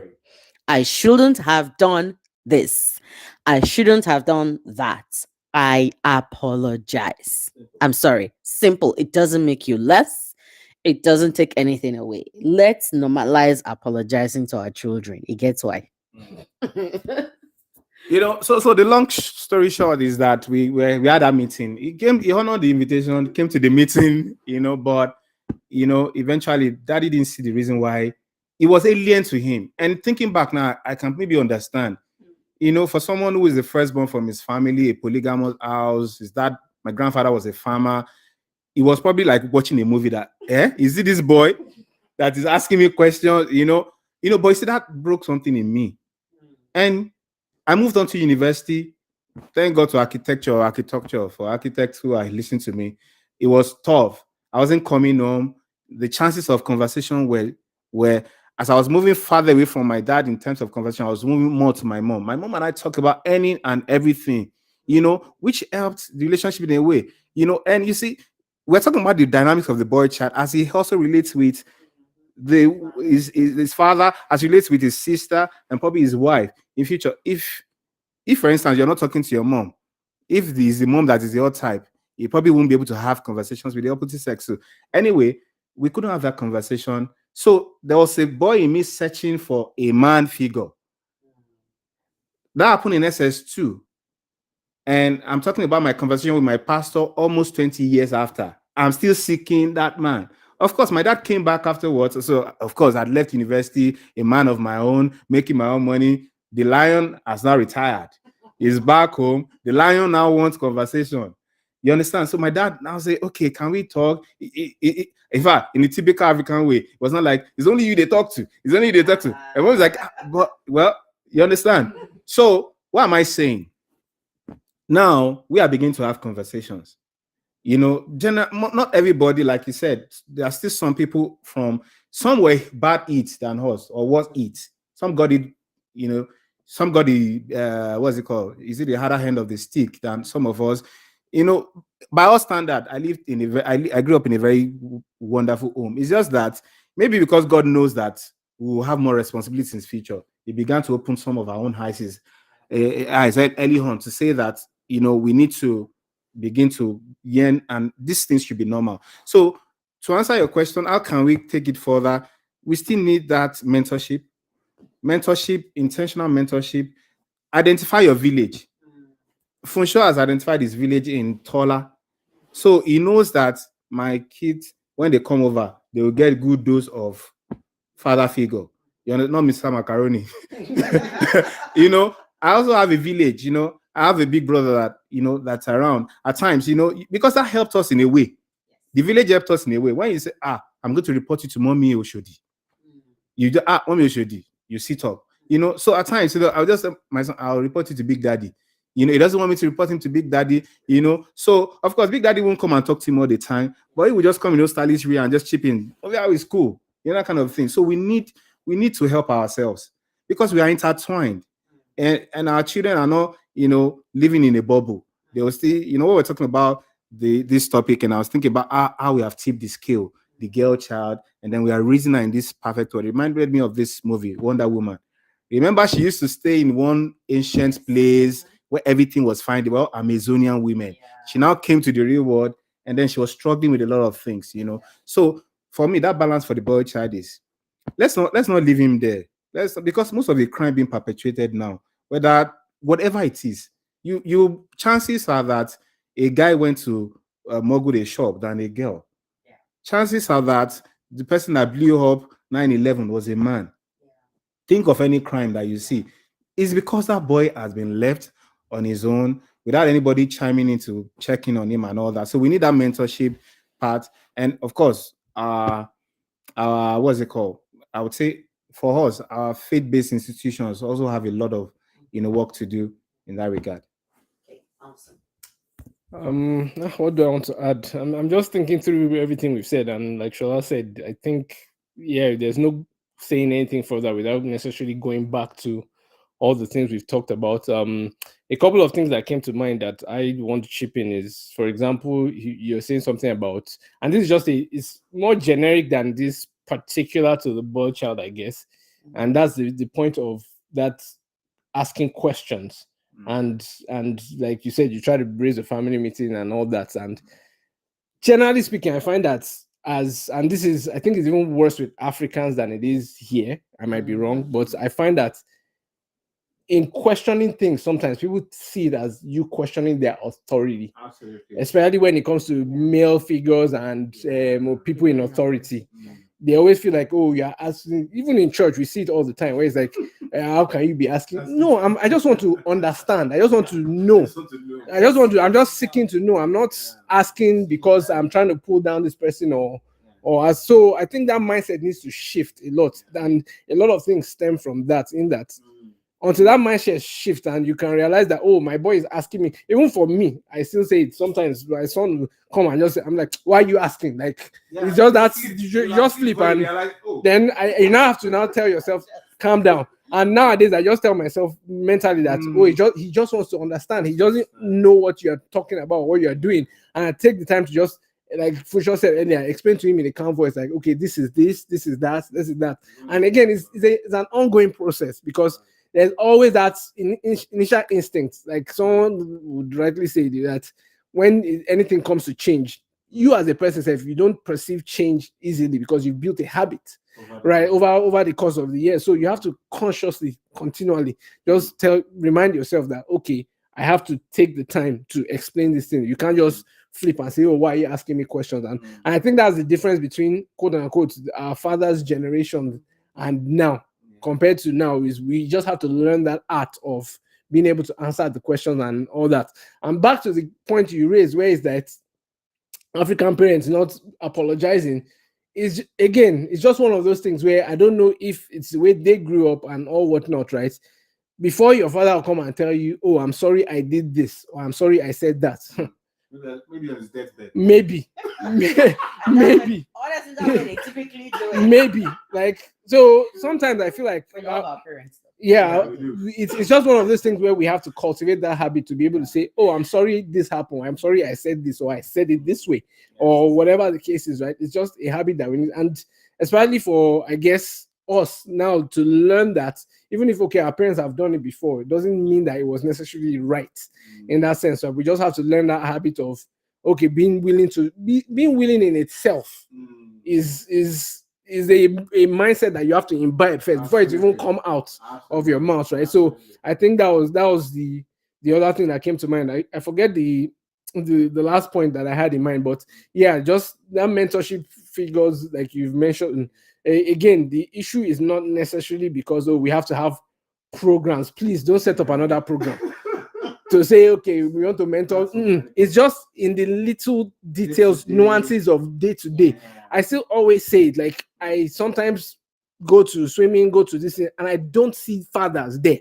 It bothers me. I was the only one they put with women the other day. It bothers me because it's like I go to my kids and I'm like, yes, you just realize how, like, where are the men? Where are they? Like my wife was saying, you see conversations, men are saying, oh, I'm helping my wife. You're not helping her do anything. It's the child is as much yours as it is hers. So yeah, like rightly so, because we keep saying it's like these things we trivialize it, but by nature of the way God has set it, and again, apologies to this thing, is you are still the head of the home. Anything goes wrong, you will be the one questioned. The box stops on your table, and it has to be you. So I think that piece of it needs to be emphasized. There's a guy I follow, Jordan Patterson, and this whole masculinity thing has become a conversation because I feel like you can't take away that from society and expect that things will, because there's a role that plays in society. There's a vital role that it plays, and now that we are seeing all these other agendas and this in play and water down that, you can't. There's still something about it. Again, story for another day. But I think that mentorship, like you said, the fact that people have to show up and realize that, okay, questions that kids are asking you or whatever, it's not a question of your authority. It's just something that you have to explain and make them understand because of curiosity and whatnot. Sorry, just one thing on the authority. Just one thing. Again, for men, maybe to men who might be listening, it's just like a lion is a lion. You can't delude him into thinking he's a dog. So for us men, and from experience, don't, when your kids are asking questions, don't out of the need to prove, you don't need to prove anything. Because out of the need to prove that I'm your daddy, they've injured some people physically and mentally, from experience already. There are values you're trying to teach your kids. There are things you've been telling them over time, and you will still tell them they are wrong and they are right. Oh, they know mommy doesn't like this. They know daddy doesn't like this. So at times, the African thing, I use it a lot. And please, let's not, like you said, we love our parents. There's some things our parents actually did for us that are awesome.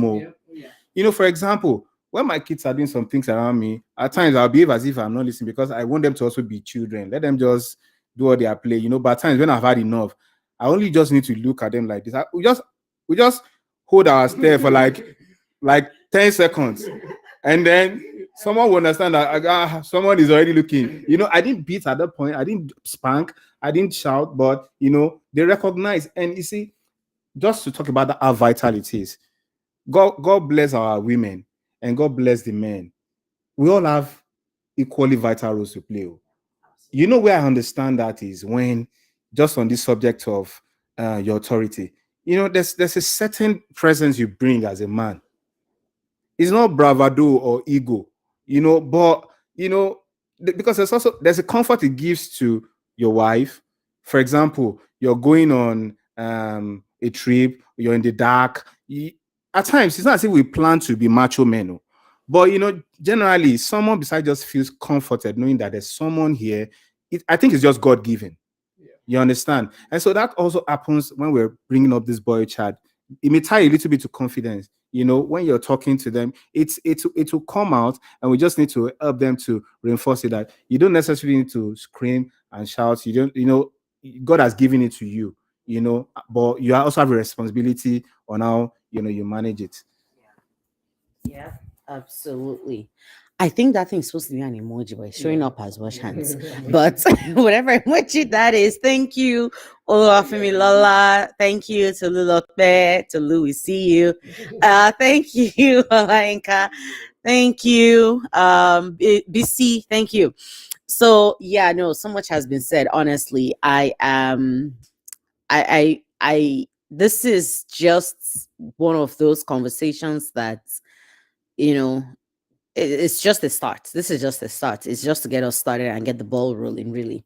But there's a lot to be said, and I agree. Personally, growing up, I struggled a lot. I looked at men in the society. And when I go to church and they say things like a woman is supposed to submit, these were the words that used to go on in my head. I can't submit to nonsense. I'm sorry, but I can't, but the way I was wired and brought up, I'm not your everyday typical, I don't fit into the very generic stereotypes picture that people paint of women. For instance, if you buy me a gift, it moves me nowhere. I would appreciate it, especially if it's I like practical gifts, things that I can actively use, and then maybe unless you're touching on shoes, perfumes, and then that one ain't anytime you can't go wrong. You know?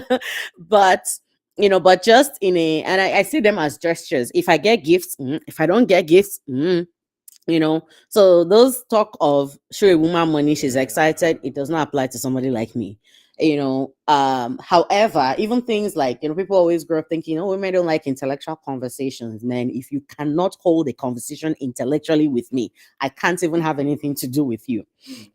So there are those seeming non-stereotypical behaviors that I found myself exhibiting, maybe due to my experiences, maybe due to part of my upbringing, because I also had a father who, despite all the things that people may have heard of my story, and the role of my father in my life, there were also some very beautiful things that come out of my relationship with my father that, the way I am to a very large extent, the good, the bad, the ugly. Unfortunately, I owe it all to him. I wish it was just the good, but I owe all of it to a very large extent to him, you know. But every time I look back, and which is why I said I've been quietly, even since this topic was coming up, I've been observing this young man here, is I keep thinking, and really honestly, I know my mother-in-law, was on here before. I don't know if she's still here. I don't know if my father-in-law would see this, but I just want to even maybe just take a moment to specially say thank you to them. Because I was one of those people that I erased marriage out of my mind because I didn't like the things that I was seeing in the men that were raised, right? A lot of some of the pictures, not all. I mean, I have great friends people like you, Shegun, for instance. Shegun is probably one of the most domesticated guys that True. I can think of, right? He has no shame in doing any of those things, and I always appreciate somebody like that, for those kinds of things, you know, and every time I look back, and so there were people who started coming along to change the mindset. Okay, not all men are the things that I say I can't submit to, if that's what it means, but as I look back, there are men like yourselves who can, you know, uh make life meaningful and add to the color of our lives because somebody raised you right. It may not all be just the parents, but at least there were the fundamentals. And I've heard the conversation. Funcho talks about the influence of his father. It was there.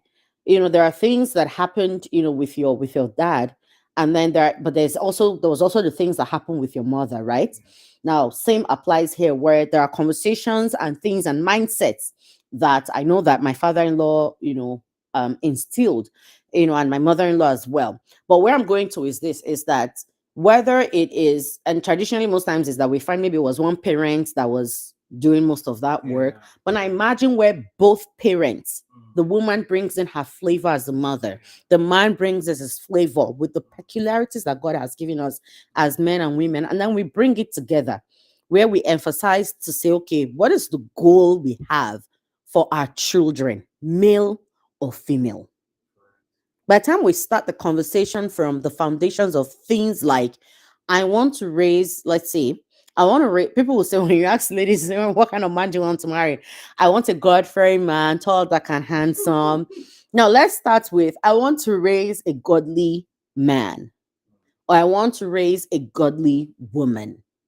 I want to raise a child, a boy who does not see, who knows how to respect a woman. I want to raise a woman who knows how to respect a man.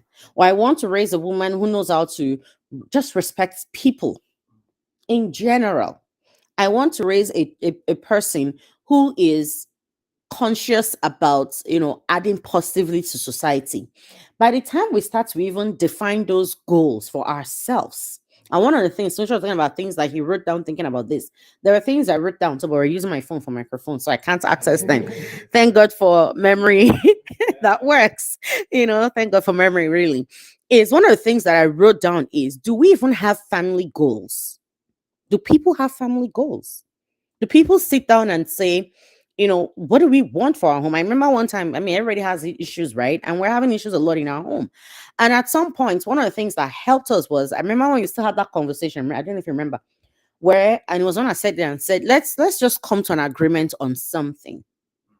No matter what happens, no matter how upset anybody gets, we would never threaten with the word divorce. We would never bring that up. It wouldn't even cross our minds.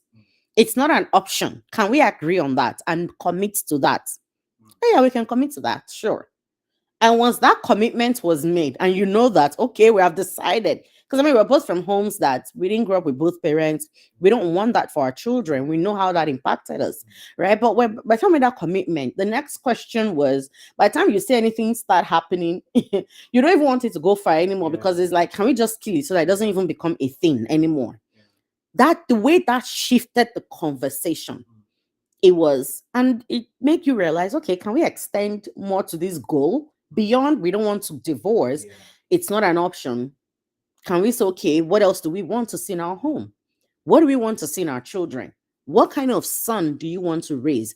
If the way you raise your son is how somebody else raises their son, would you be happy if they come and want to marry your daughter tomorrow? Right? And by the time we start to think about it from that perspective, man, I want a son who does not think cleaning your baby's diapers is you doing your wife a favor.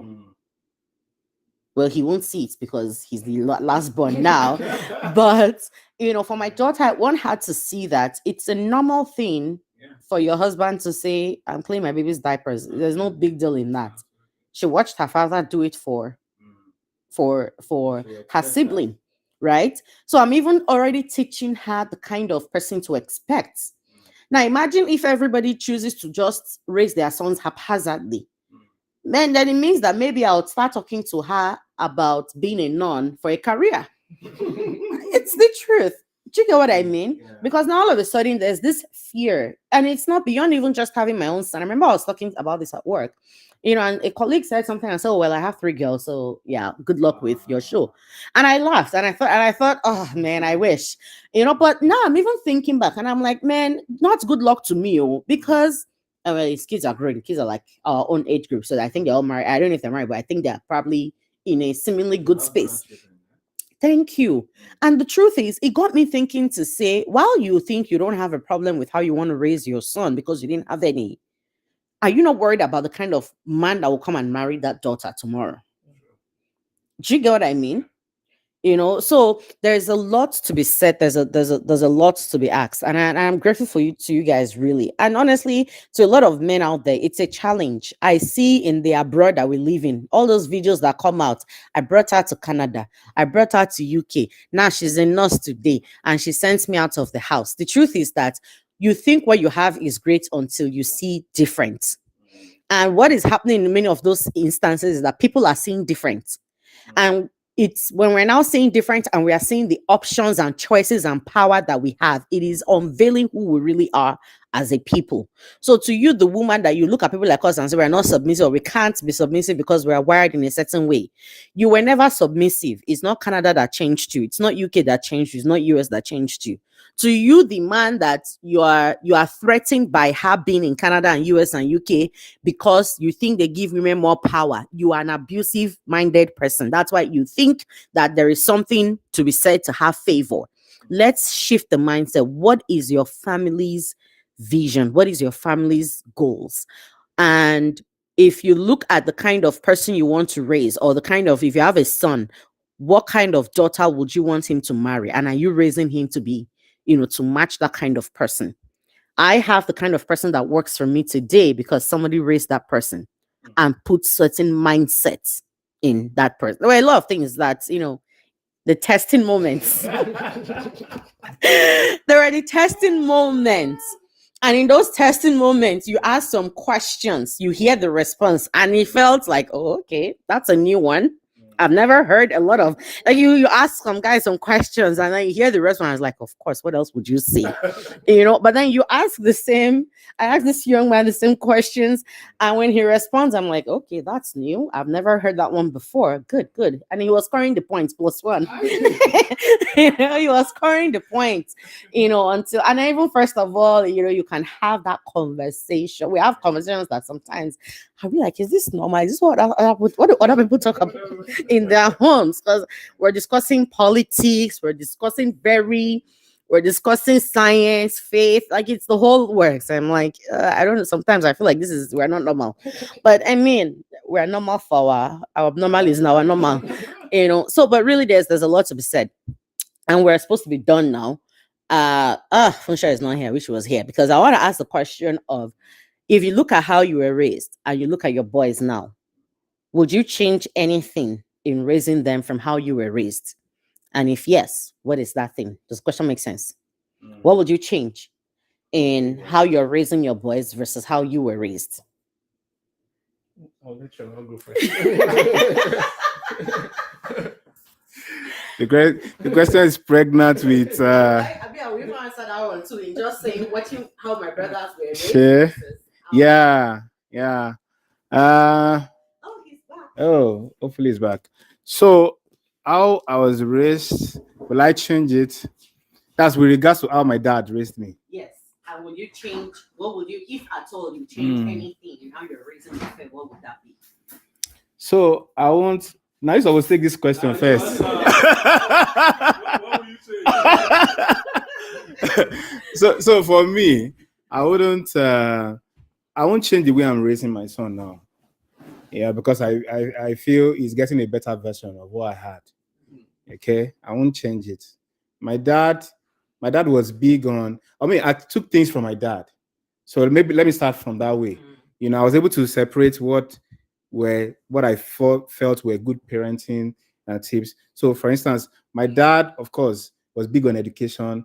I mean, my dad, back in the days, private schools were not the thing during my time. When growing up, we know there were a few private schools, but my dad made sure we went to private schools. He was big on education. It was always, my dad had been talking about you picking a career that you can probably run on your own thing for the longest. And of course, those basic values of respect, my dad would not condone disrespect. Those core African values, of course, those are things that helped us to where we are today. Those were the foundation. They were good. But you see, it's just like having a cake without cream and ice on it. So I had those base, yeah. But for me, what I've been able to add to it, because each generation is supposed to be better, yeah. Yeah. So what I am adding to it is this conversation we're talking about. You understand? Being vulnerable. Our dads were not all of them were vulnerable. Then they were interesting. There were a few of them, but majority of them were not vulnerable. They were. The ones that were vulnerable were weird. We thought they were weird. Yeah, you know that uncle that you like. See the way he's playing with. Is that normal? You understand? So something happens and then my grandfather used to cry. Cry. And I thought it was weird. Wow. In fact, it bothered me. To be honest, full disclaimer, a man crying till today still bothers me. In fact, it's not only you. I remember the first time I had to cry, I think I lost someone. It was even not so long ago. I did my MSc in University of Lagos, and we lost one of our colleagues. And this was one guy that was super good and dedicated and all that. So I remember going to visit him at his parents' house in First Act then. And when I got into the car, that thing was coming like you want to vomit. It was coming. I was like, guy, what? It was coming. It was coming. Let it out. Eventually it came, but it didn't drop. Cry. It came, but it didn't drop. But you see, anyway, basically for me, I'm not taking anything away from what I'm doing now. I mean, I'm not going back to that generation. What I'm doing presently is looking at what I'm doing and trying to improve on it. Every day, maybe we'll come out of a session of what's the word to use now? A session of talking to a child or reprimanding a child. You do an evaluation. Every time I do that evaluation, I remember when I first had my son, and I call him my buddy. And every time when I'm in my office, when he was much younger, so I have a friend across the room. Our office door is just across mine. So from our desk, you can see me, I can see her. So if I get to the office and I'm looking all gloomy, you'll be like, you have spanked Mofiabi. I'm like, yeah, yes, I spanked him. That was how much we bonded. I used to feel bad. Oh, why did I spank it? And the spanking is just, bam, go and sit down there. So anyway, the point I'm making is I'm consciously evaluating to say, did I go too far? Should I have done this? Should I have done that? When it comes, like Tola said, and naturally, maybe I'm impatient. I just want to quickly get to the point. He's asking me some questions that may not sound, it makes sense to him as a boy. I'm telling myself to calm down, to try and answer him, give him a fair hearing. So from the old generation, like most of us, I took the core values, the basic foundational ones, but the interpersonal values, relationship building values that are actually critical, that will probably underpin those other values. Because for some people that were rebellious, thanks to daddy that was a bishop, in our generation, the hooligan of the society or the street is actually that pastor's son. There was thank God for the pastors now, for the Adefarasins and all the, even Pastor Adeboye. Thank for the new pastors we have now. They are more involved, are more intentional with their kids. But what am I saying is that they had plus African values. They had spiritual values. They were hearing the word of God every day. But the reason why they did not align with it was because that relationship building was missing. And that is, for me, that's one of the focus, to make sure that you build that relationship. Let that relationship be solid. That is when they will listen to what you even have to say. Absolutely. Yeah. Thank you. Thank you very much. I think I tried following when I was driving out. Yeah. So I'll just go straight to the question and say my last piece. I think for me, I kind of agree with Sola. There's nothing to be taken away. They laid a good foundation for us. I still kind of envy them raising 4 boys. And yeah, it was a serious one. And you made me one thing in statement just now that pastors' kids are kind of the wayward one back then. But to God be the glory. 4 of us are actually standing good. Wow. Yeah. Yeah. So they are. Yeah, you can be a minister in different form, not by climbing the pulpit. No. Yeah, exactly. Yeah, but again, yes, they are ministers of God. Actually, going in the line that their parents left. Actually, many things I enjoyed in my father. It's my parents. They left room for other people too. They just say, I think I mentioned it in the beginning.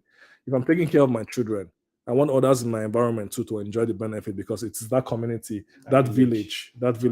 So I think today they are still doing it. I think in our house right now, there are people in the house that don't say no.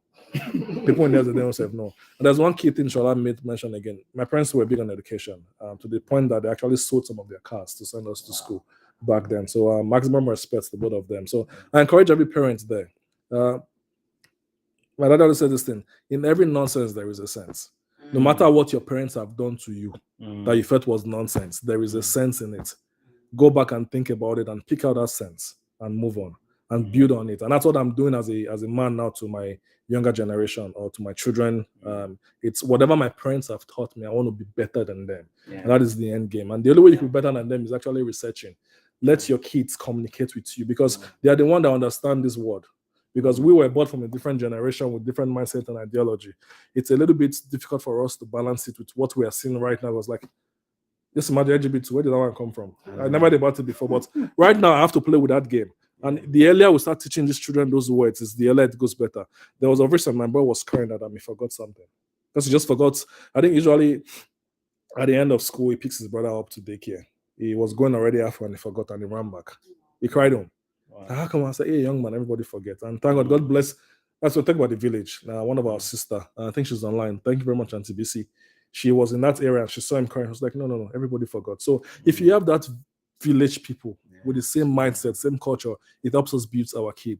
And there's one thing I will leave us with saying is that in life, as much as we want to make them a boy child or a girl child, it should all be in Christ.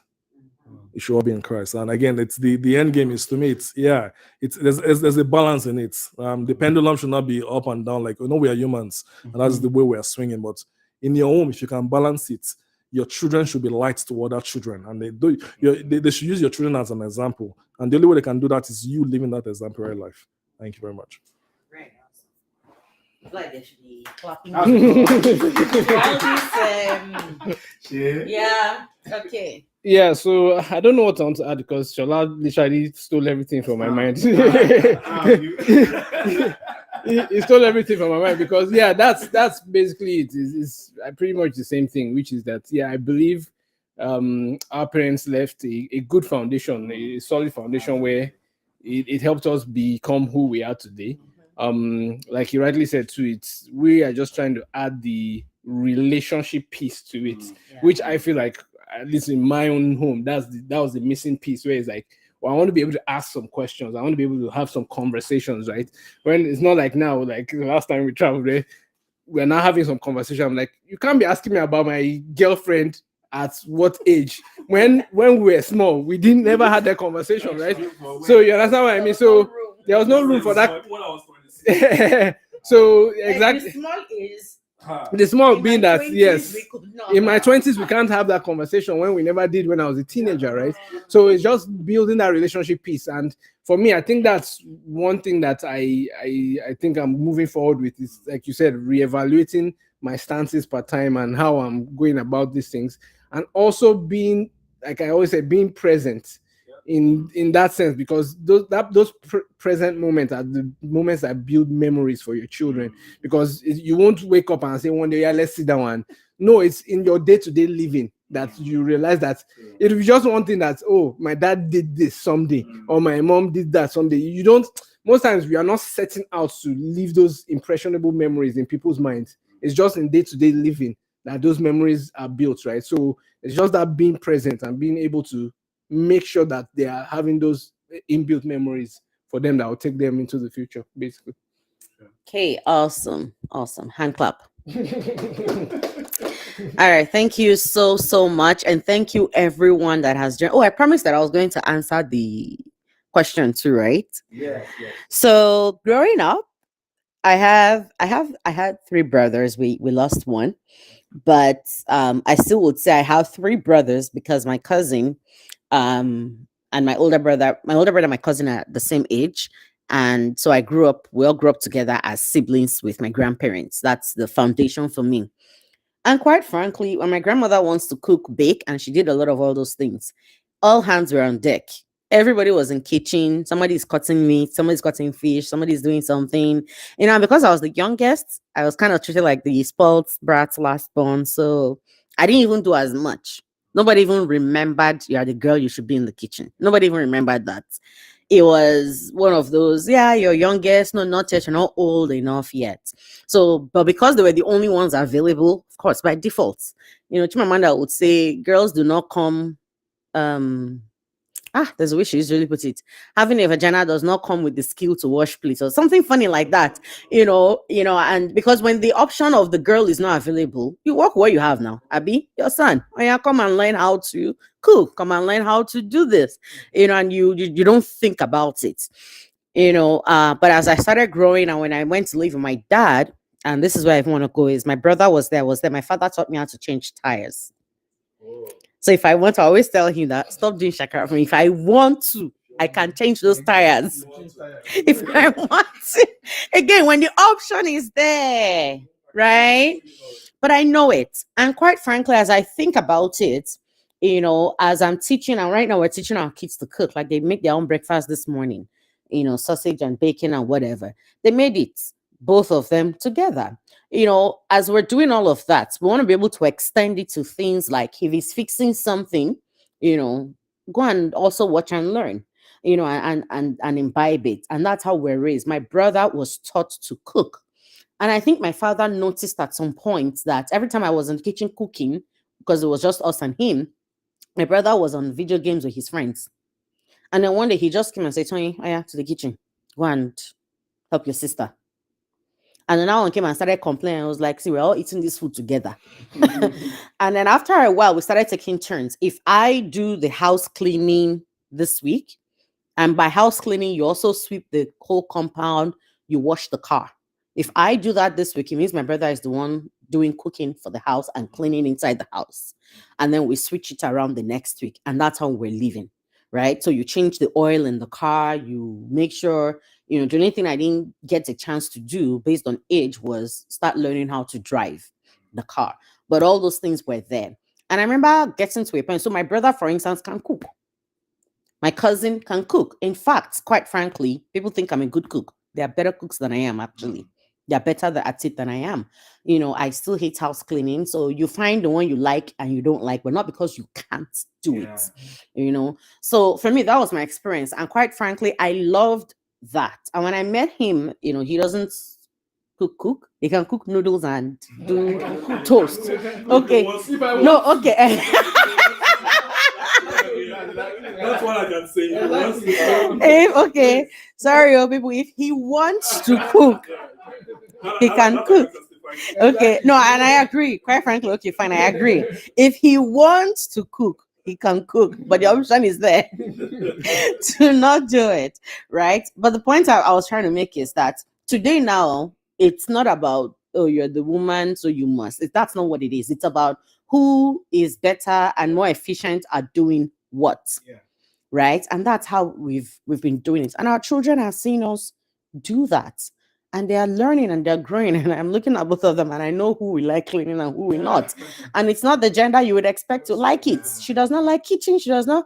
I know that when she's out of this house, the first thing that leaves her life is I'm not cleaning, I'm not cooking. She has even told me that I need to be so rich so that I can pay people to cook for me and clean for me. I'm like, yes, child, I'm with you on that one. And pray for me too. So that even now, me too, I can be rich enough to afford that. So I just want to thank you. And to all present active fathers, you don't know what you're doing. By the way, on the mentorship one, you said that we don't need program. Please, we do. I work with teenagers. People, let me tell you, I work with teenagers. And I talk to a lot of young people. For some reason, they think they can talk to me. So they talk to me. And in all the conversations, the more I interact with them, the more I see that mentorship piece is lacking. And why I said that we don't need programs is again.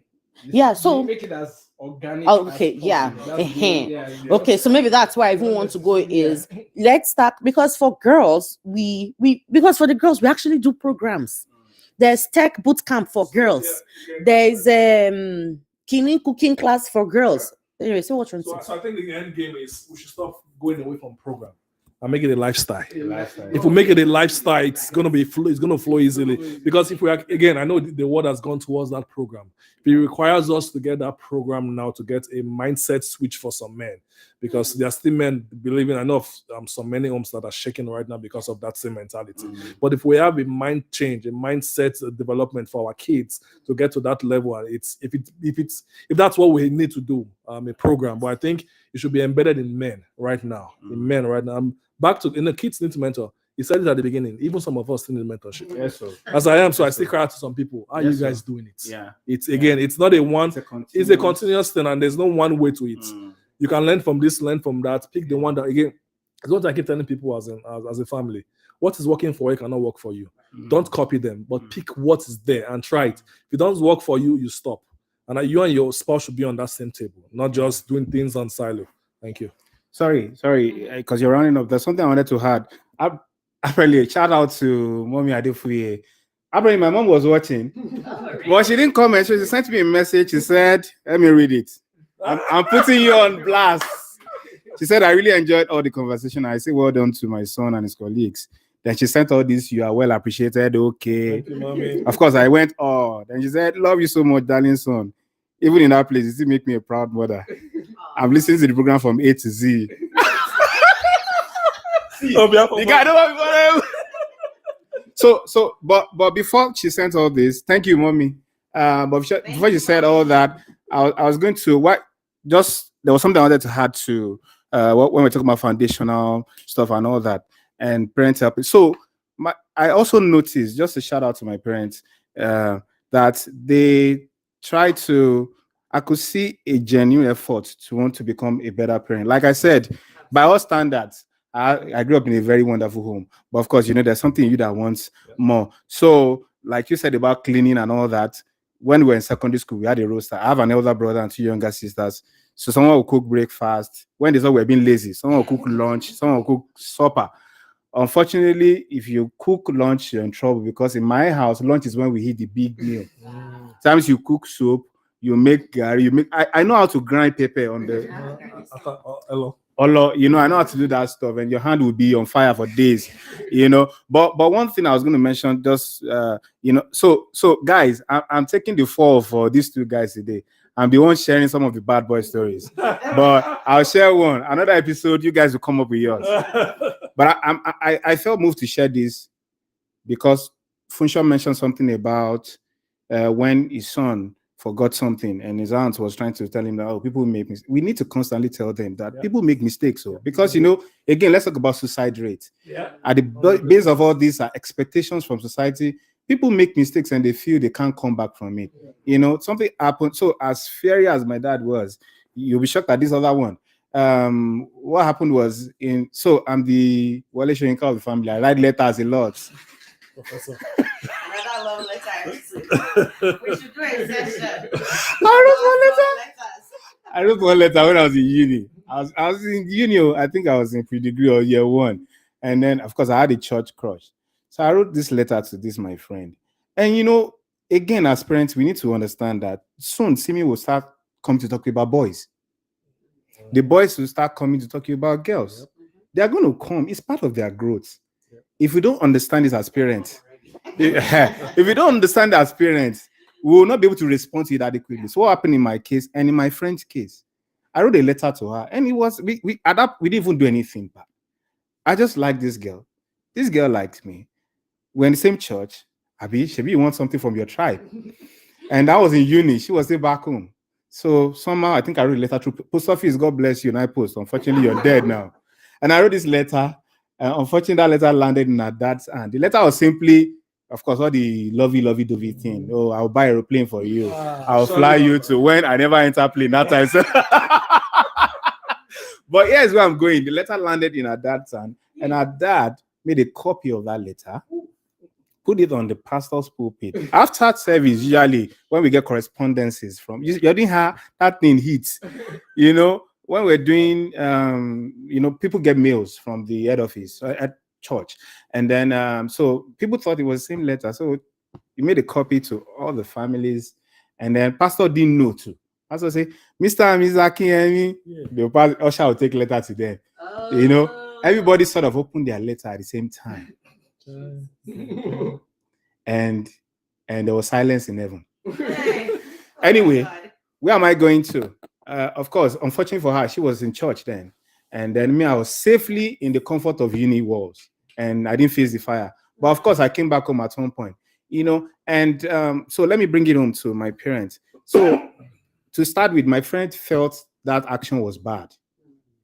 They felt these were two young children that you need to talk to. And maybe let them realize that maybe this is not the time to do this. My dad did not lay a finger on me. Of course, I was a big boy then, but it was far removed from the person I knew him to be. It was calmer, you understand? He explained certain things to me. Then it reminded me of a conversation when I started liking the girl. The girl was sick and was admitted in my dad's clinic. And my dad was treating her because the clinic was close to the house. I was checking in on her. And then conversation like, we are not doing anything. I just like her. It was like, she's not your sister now. So feelings will grow. So it reminded me of that conversation then when this happened later on. The point I'm making is your son they should not have to question your love for them. Let them not be in doubt of your love. Your children generally, the girl child, the boy child. Let them not question your love. Let them know that whatever you do, at the base of it, you got their back and you will stick your neck for them. And even if they make mistake, the door of this house is still open for you to come in. It's because that door has been shut in the face of many that people turn. Of course, if you can't turn to this place, you turn to the other place, and then they will give you the advice they have. And that will be so. Shout out, Mr. and Mrs. Akinyemi. Just add to that before you pass the phone mic. When you mentioned of let the door open, there was one conversation I was having with one of my boss at work. That really touched me. The first time his son went to drink, they went out. Boys go. I think boy is 16 years old now. They went to drink. Me and his friend, blah blah blah. The guy got seriously drunk. seriously drunk, and all of them, they all woke up in a bad state. Guess what the boy did? Call my father. Wow. I was like, when he was telling, I was like, you? Say, yeah. So what I'm trying to point out is that, like Shola said, build that relationship now. So when there is trouble in the future, because I was reading a book reading a book, comment by Brittany something. She was like, the same demon that we are fighting when we're young is a worse demon that our children are fighting right now, worse than our own. And we need everything spiritually, physically, and mentally to fight that demon. And if we keep our door open, if we can't build that relationship right now with our children, it will be difficult for them, and they will go out and get a relationship outside that will damage them the more. No comment. All right, mommy, we love you too. Thank you. All right, so thank you so much. Thank you, Funcho. Thank you, Shala. Thank you. Thank you. Wait now. Let's land. Thank you, Mr. Adefuye, aka no, we don't do husband, aka Boo Boo, aka Boo, aka Myanmar. All right, so thank you all so much, and I really I dedicate the session right now to all the males in the house. In every man there's a boy. All right, so let that boy out. Go and buy that boy ice cream today. Whatever the boy needs, ride a bicycle. Do it. If you have a boy child, do your boy child. If you don't, just pretend that you are the child and do whatever you need to do. Play soccer. It rained early in the morning. I would have said, if you'd done this earlier before the rain, I said, go and play out in the rain. Just don't go in your undies. Oh boy. So, I know, memories, right? And really, at the end of the day, the question is, like they all said, there'll be the moments where, these boys, they'll be tested as men. When they are tested, what is it that you'd equip them with that they can draw from? All right. Shala said something from a spiritual standpoint, spiritually speaking, and that's a conversation for another day, about drop it. There's a fight against women. There's just a fight against the natural ordinances of God, and we all know that, right? And in that fight, one of the things I say working with teenagers is the greatest issue we'll deal with for this generation is identity crisis. We're seeing it happen already. But how do we ground them in who they are? Not even just from a gender or biological standpoint, but just even from individuals who have been purposefully designed by God. How do we ground them from that perspective, such that whether they're wearing the hat of a father, the hat of a husband, the hat of a brother, you have something to say, whatever hats they're wearing, how do we ground them in such a way that they stay true and confident in that place? So whatever you say, we'll end it there. Sorry, guys, I just want to chip this in. It's good that we're talking about this now, and starting it from home. Just want to encourage every one of us there that has the political game in their head. Please step out. For us to make those changes in the community, we need those that actually believe in Christ in community, in the power of authority. There's one thing my eldest brother said to me. God bless you, Brachundi. When Pastor Shaba called me out to say you're going to be a minister, I went back to him and was like, I'm not ready to do it. He said this word and it stuck with me. Say, if every one of us run away from the work of God, from the work of the community, the world will do it, and they will turn it around the way we do not want. So if you have politics in your head, again, it's gonna, if we escape it, our generation can't escape it. So those of you who have those political drive in you, we need you in the power, the seat of power. Please come out. We'll support you 100%. Thank you. Correct. Tola for me.